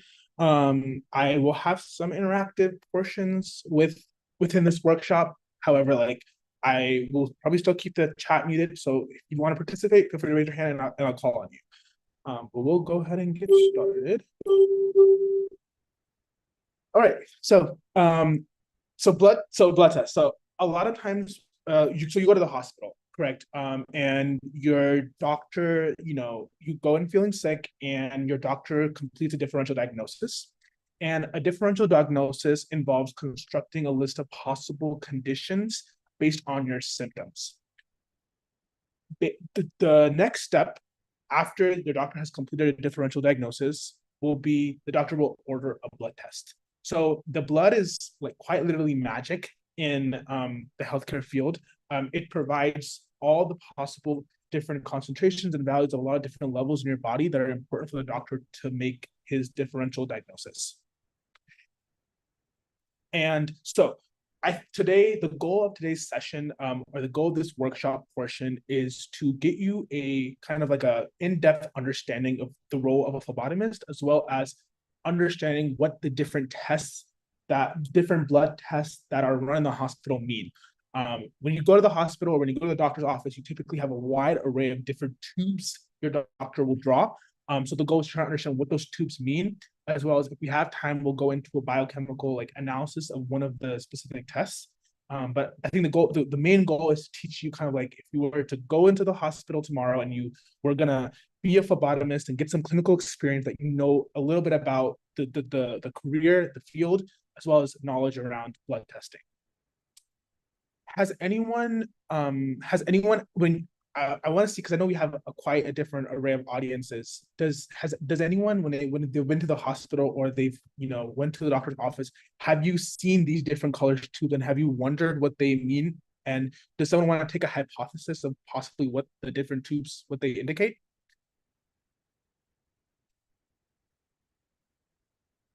I see a hand raised by, I'll pick on Terry Green. Hi, yeah, I was actually at a LabCorp, which is like where they do your blood testing, just this morning. And Oh, great. Yes. I'm assuming that each of these different tubes are a different type of test, and they're taking different samples of your blood for these tests. I'm not sure if Okay. that's right, but Yeah. So well, it's great that you got some experience even this morning, and I hope by the end of today's session, you'll have a better answer to that question. So when a phlebotomist draws blood, so there's different types of tubes, each indicate different types of tests run.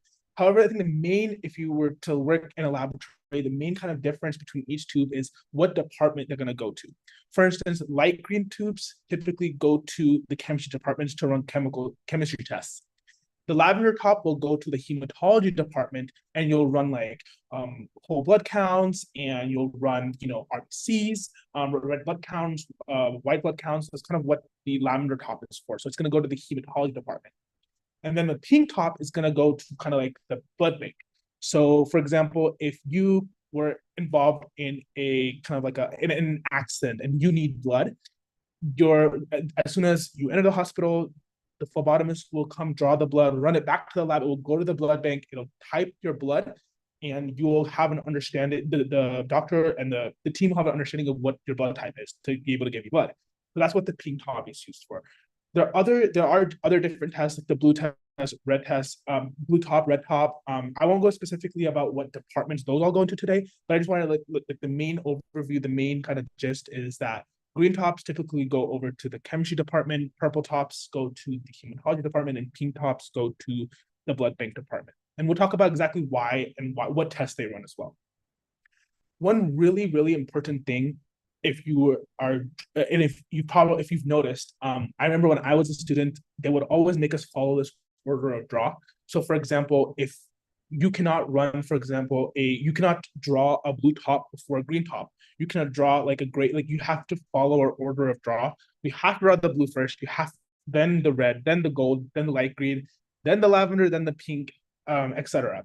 So this is really, really important because each blood tube actually contains different additives. And an additive is actually, it either accelerates or decelerates the clotting of blood. So some tubes you want to have this process, and other tubes you do not want to have this process. So each specific tube correlates with a different additive. For example, the green top will have a lithium heparin additive, and that's kind of the jelly layer you'll see. And some tubes like lavender will not have this jelly kind of layer. They'll have the kind of like this kind of like coat of this like, so it's like a powder kind of, and that's EDTA. And then there's other additives across tubes, so sodium heparin, and some tubes are just gel-based separation, so gel-based separating tubes. When these go to the laboratory department, these are spun down in a big centrifuge to kind of separate the whole blood with the plasma, and then depending on what test is run, you'll be able to utilize what's needed from your blood from the blood sample. However, the reason again why there's so many different blood tops is because it's going to different departments in the hospital. If you've ever been to a medical laboratory, they're huge. I worked at one last summer, and it is a very huge facility, and there's a lot of testing going on for a lot of different a lot of different tests are going on at the same time.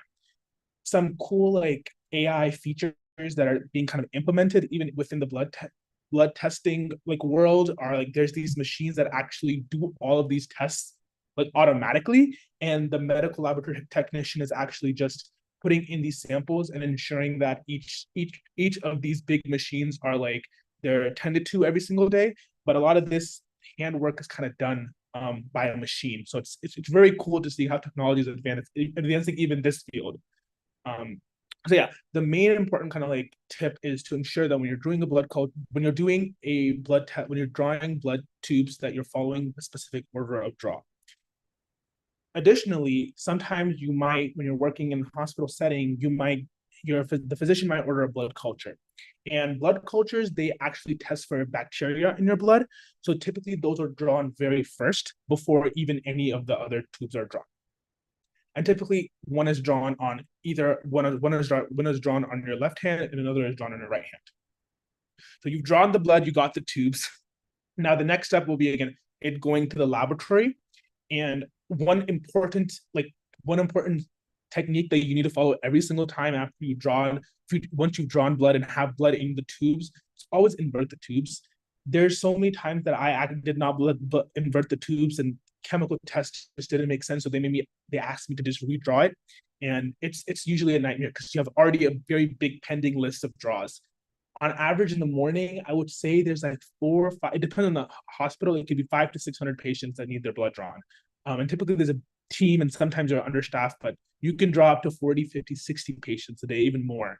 So it's a very demanding job. So yeah, it's a very demanding job. So yeah, that's kind of a big overview of the different types of blood tests and why there's a wide array of different tubes in this, in when you get your blood drawn. All right, I'll move on to actually talk about the whole procedure of blood venipuncture. So the hardest part of this whole process, in my opinion, and for a lot of phlebotomists will think the same thing, is finding the actual vein. Everything else is kind of repetitive. Like you don't really have once you get it down, you kind of get it down. But the hardest part is always finding the vein, assessing vein kind of anatomy, and going in the right direction at the right angle and hitting the vein, and not, for example, hitting a nerve. If you hit a nerve, that can be very dangerous because your patient could have can lose some sensations in the arm. So it's very important that you're being very careful and confident when you're drawing blood. I think we've all had phlebotomists that have drawn our blood that we know is a little iffy. So you always want to be the most confident when you're in the room. And I think this job especially taught me confidence because I was going into rooms where people would look at me would be like, you don't even look like you're out of high school yet. And they would, already be very scared for me to draw them, So I think you have to be able to walk into the room confident, especially if you're high school or early undergrad and going into these rooms and drawing patients' blood in a hospital setting. I want to take a minute for everyone to kind of make a fist with their arm and actually try and assess your own vein anatomy in the antecubital fossa area, which is right here, which is where which is kind of where a lot of venipuncture occurs. It's going to be in this AC area. That's where you typically go when you go to a lab. We typically go and get your blood drawn typically in this area.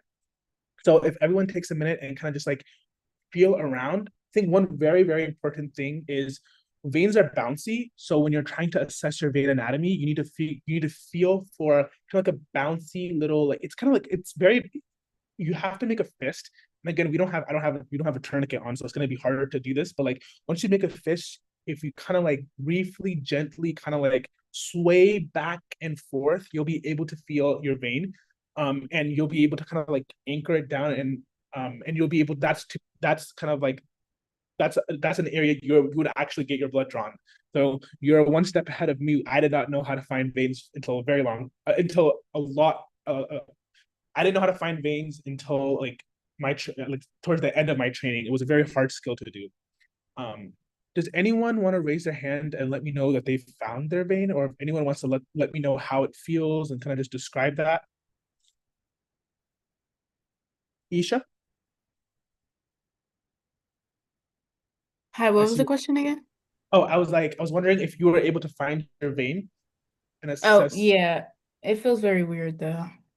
It does feel weird, right? It's kind of bouncy and kind of it's hard to assess initially, especially since a lot of us, we have very high pressure. We're kind of putting very high pressure onto the area that you can't really feel your vein easily. So that's what you have to kind of sway back and forth very lightly across your AC area to be able to feel the vein. But it's a skill. It takes a long time to develop. It's not something that you can easily learn in one day. So yeah.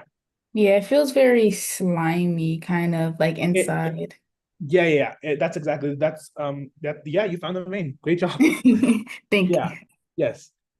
So once you've been able to assess your vein anatomy, the next step will include you again, you find the vein, you take the tourniquet off, and then you use either alcohol or iodine to clean the area where you're going to stick the patient. You'll put the tourniquet back on, and then you'll utilize a straight needle, butterfly needle. We'll talk about different needles in a second, but you'll find the vein that you're going to go to, and you'll anchor down and go straight in to the vein. And you have to ensure that the vein is anchored down, because one thing that veins love to do is roll. So it can be very difficult to get blood once your vein has rolled. So it's very, very important that you are able to anchor the vein down, as this person is showing here. Like, you see how they've kind of held down that vein before they're going in. It's very important that you do that. And also, you want to make sure the area that you're holding down is in the area that you're going in, because you just clean that area. You don't want to contaminate what's that clean area. Then after you've done this, you will remove the tourniquet. So the needle will be in the patient's arm, and you're going to remove the tourniquet. You do not want to take the needle out, then remove the tourniquet. That's wrong. You do not want to do that, because if the tourniquet is still on and you remove the needle, the blood is going to go everywhere. It's going to be a crazy mess. So never forget to take the tourniquet off before. You have to take the tourniquet off before you remove the needle. So it's a crucial step.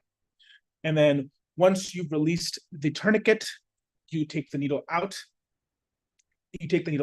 And then you follow, kind of wipe the area with a kind of like a cloth pad, a cotton pad, and then hold it down for a few seconds to ensure that the blood is clotted. Just because you do not want to cause a hematoma in the patient. That causes a lot of pain. So you don't want to do that. You want to make sure you have held down for a few seconds. And then before you even hold down, this is improper technique. You need to make sure that needle is closed. You do not want to leave the needle on the side. You need to take the needle out, close it, put the cotton pad down. I typically ask my patients to just hold the cotton pad down for me if they're able to. It's because it'll just cause me a little less stress during the whole process. And then you'll label the sample, ensure it's properly labeled with the patient's name, ID, birth date, and sample date. A lot of times in hospitals now, there's actually you can print stickers out that does all this for you, but still you can actually miss labeling the tube, even if there's all these technologies, and it'll cause you the most headache ever, because you'll have to then redraw the patient, and no one wants to be redrawn, especially when you're being drawn 5 times already in the hospital every single day. So yeah, you always want to ensure that you are labeling all the tubes. And sometimes there's 9 tubes for one patient. I think I've drawn 15 to 16 tubes out of one patient before. So that takes a lot of blood out of them, but you want to also make sure all of them are labeled properly. You do not want to accidentally mislabel something, or not label anything, because it all will be rejected. Literally, I've went to the lab with unlabeled samples, accidentally put it down. The lab technician looks at it. She said, these aren't labeled. And I'm like, wait, I know exactly who this patient is for. I know which patient I do this for. They're gonna just reject it, because they're not allowed to accept any sample that doesn't have any labels on it. So then you have to go back and explain to the patient what happened, and they're not gonna be happy, and they'll have to redraw. All right. So that is kind of the technique of venipuncture. This skill, once you develop, it'll be also really easy to utilize. You can use IVs. You can start IVs, because it's a very similar technique. Instead of drawing blood, the IV will insert medications into a patient. However, knowing how to find your veins and perform venipuncture really helps with your understanding of how to insert an IV. And then sometimes you'll have patients that are either dehydrated or have a medical disease that you're not able to draw their blood within the AC area. So the AC area is the preferred area. The next step you could go to is you can try and assess on a forearm. However, sometimes it's kind of harder to draw blood there, because it's kind of it's more painful. So you'd want to just go to the hand. The hand is kind of the second area of draw, that typically where I go to if I can't find a vein in the AC area. And as well, you have to make sure you follow the same exact procedure. You find the vein, put the tourniquet on, and ensure that you're using maybe a butterfly needle. We'll talk about the differences in a second, but maybe use a smaller needle, because it's a lot more painful and there's a lot more nerves in the arms. So you need to be very careful when you're doing that. All right, so common blood tests. So again, we talked about the order of draw. I want to ask a question. If you were drawing someone's blood, which tube are you going to draw first? The green tube or the purple tube?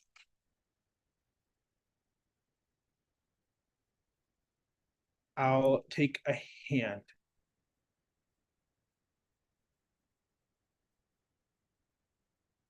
Dajmadu, I believe your hand is up.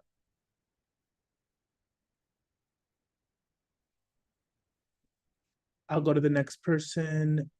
Diego? Oh yeah, I'm sorry. Can you just repeat the question again? Yeah. If you were drawing blood in a hospital setting, which tube would you drop first? The green top or the purple top? B top or yeah, I'm sorry. I just gave the answer away, unfortunately. But which top would you draw first? the So you B have top. it would be the green top. Yeah, you would follow the Yeah. order of draw, which has the green tops first and then the lavender tubes. Yeah. Again, this is important because you don't want to mix the additives amongst the different tubes. So yeah, so now that the blood is drawn, it's in the department. Some common tests that are run, for example, under a routine chemistry test in the light green tube. So in the light green tube, most are the routine chemistry tests are run. So for example, that includes a BMP, which is a basic metabolic process. And this kind of tests for sodium, potassium levels, creatinine, glucose, kidney function. All of these are kind of tested in the routine chemistry tops. However, there's also some additional tests that can be ordered on top of a basic BMP, which is called a complete metabolic process as well. And then again, the lavender tube will have your routine hematology test. And hematology is the department in the medical facility that's focused on the study of blood and blood-forming tissues. And typically, routine hematology tests include CBC. So these are tests for anemia, infection in the blood, leukemia, red blood cells, and white blood cells. And then you can also test like hemoglobin and hematocrit as well to help identify various blood-related disorders. Then after you've these are the two kind of main tests that are run green and purple top. Typically in hospital settings, if a patient is like mostly healthy, you'll probably just be drawing a green and a purple top. However, there are some other additional tests that can run. For example, on a gray top, on a blue top, and a pink top. A gray top will have special chemistry where the test has an additive that is specific for some tests such as ammonia and blood alcohol. And then for coagulation time and testing how fast your blood clots, it'll typically be in a blue tube. And a blue tube is also very important when you're drawing the patient. It needs to be filled to a specific line. Most of these other tubes, sometimes like when you're a phlebotomist, you want to like go very fast and just kind of draw the blood, insert the different tubes. However, so you can sometimes like get away with not filling all the tubes all the way to the maximum level. And that it's okay for some tubes. However, for a blue tube, that is not allowed at all. It has to be at the very specific line. And typically there's like a very like small little narrow arrow that you have to, that'll show you to make sure you get to that specific line. If not, it'll be rejected by the laboratory. And then your pink top, which is used for, identifying your blood type. All right, so those are some routine blood tests run in a hospital setting. I want to go also. Oh, I also want to let you all know that some tests are on ice. So some tests the doctor will order on ice. It's very important that you also follow those instructions. For example, if there is a specific glucose test that is running, it needs to be on ice so it can stop glycolysis, which is a biochemical pathway that breaks down glucose. So this process will continue if you do not leave it on, if you do not stop it by putting ice. And we can talk about that exact what's going on there as well. So if you have those specific questions, feel free to staff of the college reach out to me on Slack. But yeah, so also always just follow the instructions. Make sure if a test is on ice that you are following those instructions. And sometimes you might also see tests that are light protected, like bilirubin is a test that's going to actually you have to keep in this specific bag, and it's in this very specific tube that you draw in, because it needs to be it's a test that is light protected. So yeah, always read those instructions based on what is being drawn and what is being asked from the physician's orders.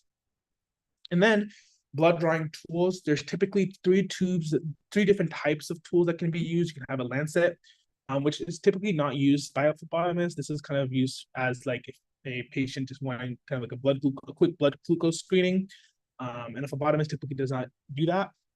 The main blood drawing tools we use is the butterfly tube and a straight hub kind of vac retainer hub tube, a straight needle. And typically, like I know a lot of people who prefer this needle over this needle. However, a lot of times, and it's for comfort, however, but like there's not much difference. Like I've been poked and prodded by both of these needles, and there's not a difference. So even though the needles are just a little bigger, this whole needle is not going to go in your arm. So you don't have to be scared if your phlebotomist is going to use a straight needle.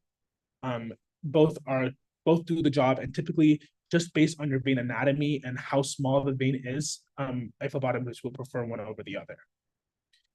And then typically gauge size also matters. Most of the time when a phlebotomist is drawing blood, you'll use kind of like a 21 gauge needle. And typically the smaller the needle, the smaller the gauge size, the bigger the needle.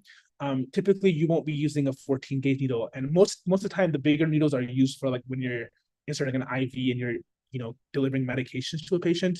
Typically phlebotomists will use between like 21 gauge, 25, 26, 27, like these, the lower, the higher gauges, which is the smaller needle size. So yeah, that's how that works.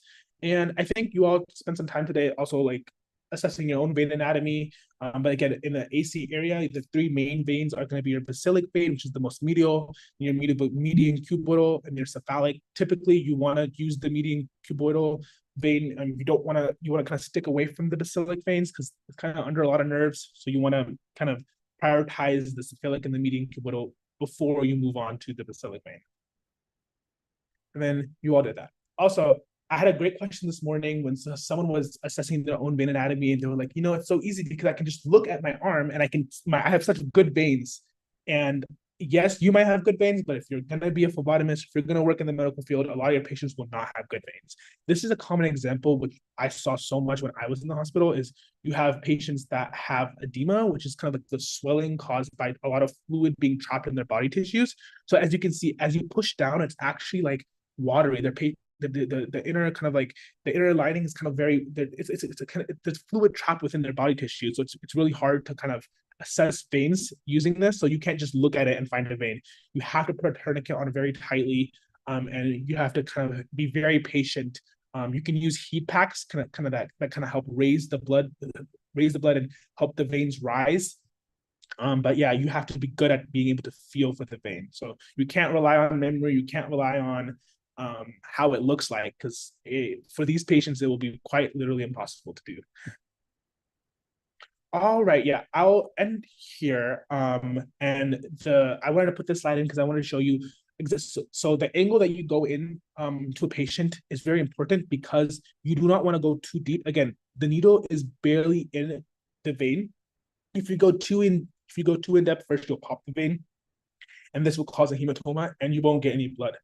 So it's not useful. So you need to go in very gently, and you have to be at a very specific angle. And you typically, for example, if you think you've went in too far, you can just take out the needle just a tad bit, and typically the evacuated tube will fill the blood. So you always just go in barely. You don't have to go in very deep. You can go in, it's just a quick little poke. And you'll be able to assess the vein once you found it. So you always want to make sure the bevel is up and not down. You will not get any blood when the bevel is down, and this will hurt so bad. You have to make sure the bevel is up. And this is kind of like, there's like a little like concave on the actual needle that you can, if you've seen a blood collection needle, you'll see that that bevel is usually up and I never face down. I actually went into a patient once with the bevel down, and I felt so bad because I didn't realize my mistake until after, but I was just learning. So yeah. All right. Yeah. So then again, I wanted to show here that there's a lot of nerves within this specific area in the hand. So again, it's usually painful. You typically want to go in with a very large gauge needle that's smaller in size, and you want to ensure that you're using butterfly needles when you can. You don't want to go in a straight needle with a hand. It'll be very, very painful. All right, I will leave. There's a video that kind of summarizes or like shows you exactly how it looks like, how a blood draw looks like from beginning to end. So I hope you all can spend some time looking at this, maybe I know there's a lot of words today. Hopefully that can make it make a little more sense. And then feel free to reach out with any questions. And then I also have some example slides related to like what actually is going on when a blood test is drawn. And I think it's a really cool biochemical application. So I'll share these slides and you can take a look at them and let us know if you have any questions. But I'll hand it off back to Rorik to end the session. Hey everyone, thank you so much for participating Oh, in our I'll release the fourth poll too session. right now. I'll Yeah, release I the was about to say Ahmad is going to release the poll in a second. After you've answered the poll, we're done for today. So as soon as you answer the poll, um, you can leave. If you have any questions, myself and Ahmad are going to stick around for a few minutes to answer them. If you can't see the poll, just message me on Slack. The other thing I will say is I haven't mentioned yet is I have I had like 200, 300 messages on Slack over the weekend. So if I haven't gone back to you about anything, directly after the session, I'm gonna go respond to all the ones I haven't responded to yet. So just be patient. I promise I'll get back to you if I haven't yet. And if tomorrow I still haven't gone back to you, just send me a gentle reminder being like, hey, I think you missed my message, or hey, just checking if I haven't answered the question. And then I'll get to it tomorrow when I have some time. So I will try and get to all of them today. And if for whatever reason I missed yours, just remind me politely, and I will definitely answer you tomorrow. But yeah, if anyone has any questions, I can take hands or you can put them in the chat. I think I'll make the chat open for everyone. Yeah, there we go. So if you have questions, put them in the chat. Otherwise, I hope you guys have a great rest of your day. Remember, there's the optional research info and like getting into research session tomorrow at 5. Not required, but if you're interested in that, go ahead and we'll be there tomorrow. I don't know if I'll actually be there, but Davina and Jonathan definitely will, and I'll try and stop by. And I think Ahmad's also going to stop by at some point. But yeah, if you have a question, I'll just go on hands raised in order, and then if you want to leave, by all means, it's all done. And if you don't see the poll, just message me on Slack. So first hand up I see is Dorcas. Yes, there's only one poll today. This is the only one.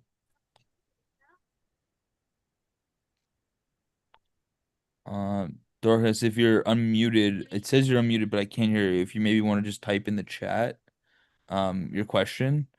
Or DM me the so it doesn't get lost. Do either. I'll just go to the next question while you do that. Kiara? I have a question for Ahmad. If Yeah, he's go ahead. um, so during your like learning stage of being a phlebotomist, were you ever like shaky or nervous? And then how did you Yeah. accommodate that? Yes. So I think the first year, okay, so I took a course, and I can talk more about this tomorrow if I'm able to. I think I should be able to come for a little bit, talk about how exactly I got my certification and how you can as well. And yeah, I went straight from out of high school, I got my certification. I started my freshman year of college, and I applied to roles at the hospital, and I got a job at a medical center in Austin, Texas. And the first like 3 months, I was the worst phlebotomist ever. Like I quite literally almost quit the job. It was very difficult. I was shaky. I was yelled at by patients. I was cursed at. But like it was just it's an experience. It's not an easy thing to do, especially in the hospital setting when typically veins are so hard to find in patients because they're already dehydrated and they have like 6 IVs already inserted in all different places. So you have to navigate around that to find a vein. So yeah, I was anxious. It's a natural thing. And I thankfully had very great staff that worked alongside me. So they would come in like the first couple of months, especially this one person, she was so helpful for me. Like she would come in and she would like look at me drawing and she would give me feedback right away. And then she would, like just help me kind of keep up the pace. And then like after 3 months, like I kind of got the hang of it. And then I was able to kind of help actually increase my hospital I was working in, help them increase their morning run completion rate. So again, I started with literally not knowing how to do anything and to being a pretty good phlebotomist. And I've worked in other settings as well where I was drawing blood from other people. But yeah, it does take a lot of confidence. It does take time. But that's like any role in any medical field. Like it'll take a while for you to develop that confidence because you're working with. There's no one person's the same, and I believe Rourke can also touch on this. Like you won't find one patient that's the same. Everyone's different, so you have to be able to adapt and learn quickly. Yeah. Yeah, my experience working on ambulance is basically the same. It was very nerve-wracking at first. Every single patient is different. Like every time when I would like get a call and we're reading it, like I'm just like resetting my brain, like not making any assumptions, nothing like that. But yeah, I'm just gonna answer Dorcas' question quickly. I actually maybe Ahmad, you want to take this for catheter related Right. things. But catheters are very commonly used for other substances besides just blood. Things like delivering IVs and also when they're used when you're doing oxygen tanks as well. A catheter is the main thing. And then also during surgery, a catheter is Yeah, typically when the thing draining. used for Yeah, draining as well. yeah. I know, but could we use what instance would we use the catheter? Yeah, I don't think you don't use catheter to draw blood from someone. You only use butterfly or straight needles. So yeah, Um, you wouldn't be using catheters. Catheters are a completely different tool. Yeah. So catheters would be used for like the things I just mentioned and then suction as well is often a catheter. Okay, next question is Hannah. Might use, I think I might know what we're talking about. Like sometimes Oh, physicians or nurses might flush like IV lines with catheters to clean them out. That might be what you're talking about, but I haven't specifically like worked with a catheter in my experience. That's typically something that an RN would do. Again, we don't, I don't, phlebotomists do not insert IVs at all. We don't deliver any medications. A lot of it has to do with taking blood out of the patient. So yeah, we don't do that. anyway, hope that answers your question. Next question is Hannah. Hi, so I found out that athletes have usually have lower blood pressures than normal. Is that normal? Is that like actually Yeah, real? so you know how I was talking about when we were going through vitals that there's the range and how like healthier people would have like lower respiratory rates? Yeah. So that is because that is the same with what you're talking about with blood pressure and pulse heart rate as well. And that's because when you're in really, really good shape, your body doesn't have one excess weight, so less fat, so you don't need as much muscles to keep your like you don't need as much oxygen to keep all the muscles and the fat oxygenated. And two, your heart is in really good shape because you're using it all. So your heart and your lungs are muscles as well. They're like, you know, when you work out your arm muscles, they get bigger. So when you work out your heart muscle, it gets stronger as well. So you can pump blood easier and higher volumes of blood with less stress, which requires less pressure. So that's why that happens with athletes. Okay, thank you. No problem. Temina? Oh, sorry. Hi, my question is for Ahmad or Roark, if you know too.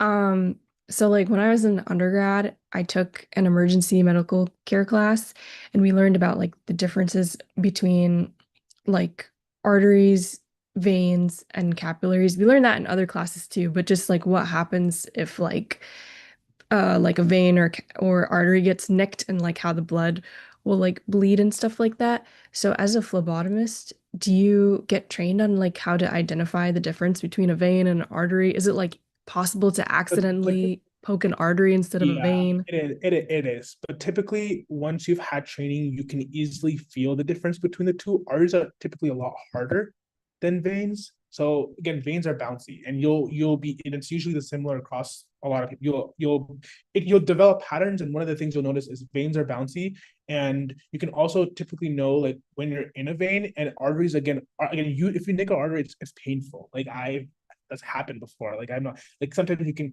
easily, but arteries typically have like great like, pulses. You can also feel. So again, it's all about feeling, and that's why it's not all the time about seeing. You have to be able to feel the vein before you go in, and you have to be confident because there's a high probability that if you are not confident and you actually nick an artery or a nerve, it can be very painful for the patient. So you have to be very, you have to, again, it's a skill. So it takes a while for you to develop. Thank you. The only thing I'll add on quickly for that, because I don't know from the phlebotomy perspective at all, but the reason that arteries and veins are different like that is largely because of the oxygenation and the blood pressure. Arteries typically have a higher blood pressure because they're closer to the heart pumping, whereas veins are further away from the heart, so they're not getting as much immediate push from the heart, if that makes sense. And then also they're deoxygenated, so it'd be a little bit low pressure. You would capillaries are really small, so you wouldn't like if you got your needle in one, you probably wouldn't be worried about it. They're also like where you're they're also mostly in your extremities, so you wouldn't be as worried like where you're going if you hit a capillary because it's just like really tiny. But capillaries actually have really high blood pressure because the blood volume to size of the capillary is so drastically different. So there's not a lot of blood in them, but they have really high pressure because they need because it's a really small space and they need the blood to go push through it quickly. But I hope that answers your question from Yeah, that makes a lot of all sense. sides. Thank you. Thank you both. No problem. Who's Zafia? I'm sorry if I'm mispronouncing your name. It's fine. So my question is like for both of you, but mostly for Ahmad, like what is like the best way to prepare to become like a phlebotomist because or become like practice phlebotomy because I'm really interested in it for being considered as my clinical experiences. Yeah. So it depends also where you are are you in the United States? Yeah, Illinois. So some states actually don't have any more like you don't actually have to be certified to be a phlebotomist. There's on the job training. So look for programs at local hospitals that have that. I know some people in my cohort that did not have any phlebotomy skills whatsoever, but they were able to learn because they've had some other medical experience, like they worked as a PCT or some other in another area. I got my certification as part of my end of high school class. So my university, my high school had like a career educational technical center, so I got my certification there. However, I know a lot of people before their freshman year of college or during a summer, they take classes to get certified. It usually is 2 to 3 weeks. It's not crazy. And it's not horribly expensive. But that is just a great way to get clinical experience. I think you learn a lot. You build a lot of confidence, and it's something I definitely think you should consider. And feel free to reach out on Slack if you have any other questions or anything related to the field. Um, so my only ad is definitely look at where you are. I'm from Toronto, Canada, so our regulations in Canada are a lot stricter than they are in most states. So unlike what Ahmad just said in Canada, which I mean, obviously you're in the States, but this is just for everyone in general, look at where you're from. Um, in Canada, you have to have graduated high school for guaranteed has to be done, and you have to have like good decent like care if you have decent grades. You have to have like basic language proficiency and stuff like that. And then you also most places, so like medical labs, hospitals will only hire full-time staff. They won't take students or part-time staff. Because they don't want you there for a small, like they want to, if they're going to take the time to get you a job and train you, they want you to be there full time. So it's really hard. The course is the same. It's not that hard to find. It's 2 or 3 weeks. But I looked into it when I was going to university as like a part-time job or a summer job, and it was really hard for me to find. I couldn't find anywhere that was willing to take me. So just look at where you are and like reach out to hospitals and jobs. Maybe I would say before any course you do that's medically related is reach out to potential employers and be like, would you hire me if I was certified? If so, then do the course, but don't pay for a course that you're not sure about yet. And this goes for emergency services as well, like volunteering on ambulances. A lot of states, especially ones in rural communities, will let you volunteer really easily with minimal training because they need people. In Canada, especially in like big cities, you need to go to a 2-year college program in order to get on an ambulance. So whenever you're looking for any kind of like medical, clinical, um, like something for your CV, whether that's phlebotomy, scribing is another big one that a lot of people in the States like to do, which is really awesome. Not doesn't exist in Canada, for example. And like working on ambulance or volunteering on ambulance, reach out to potential employers and see would you hire me if I had my certificate before paying to get a certificate. Because you don't want to get one and then you can't actually use it for anything. Cool. Any other questions? If there's no other questions, we're gonna wrap up. But if you guys do have questions, myself and Ahmad just message us on Slack. You don't have to message me if you have a phlebotomy question. Please message Ahmad because I'm just gonna tell you to message him anyway. And then vice versa for like emergency services. But yeah, we're always happy to talk, especially if it's like about something we're interested in. And not just like poll related questions. Like I'll obviously answer the poll ones, but like if you ask us something about something we're interested, we'll have full conversations with you anytime. We're happy to talk to people who are interested. Um, Other than that, have a great day. I hope to see most of you at the research session tomorrow. And if not, we'll see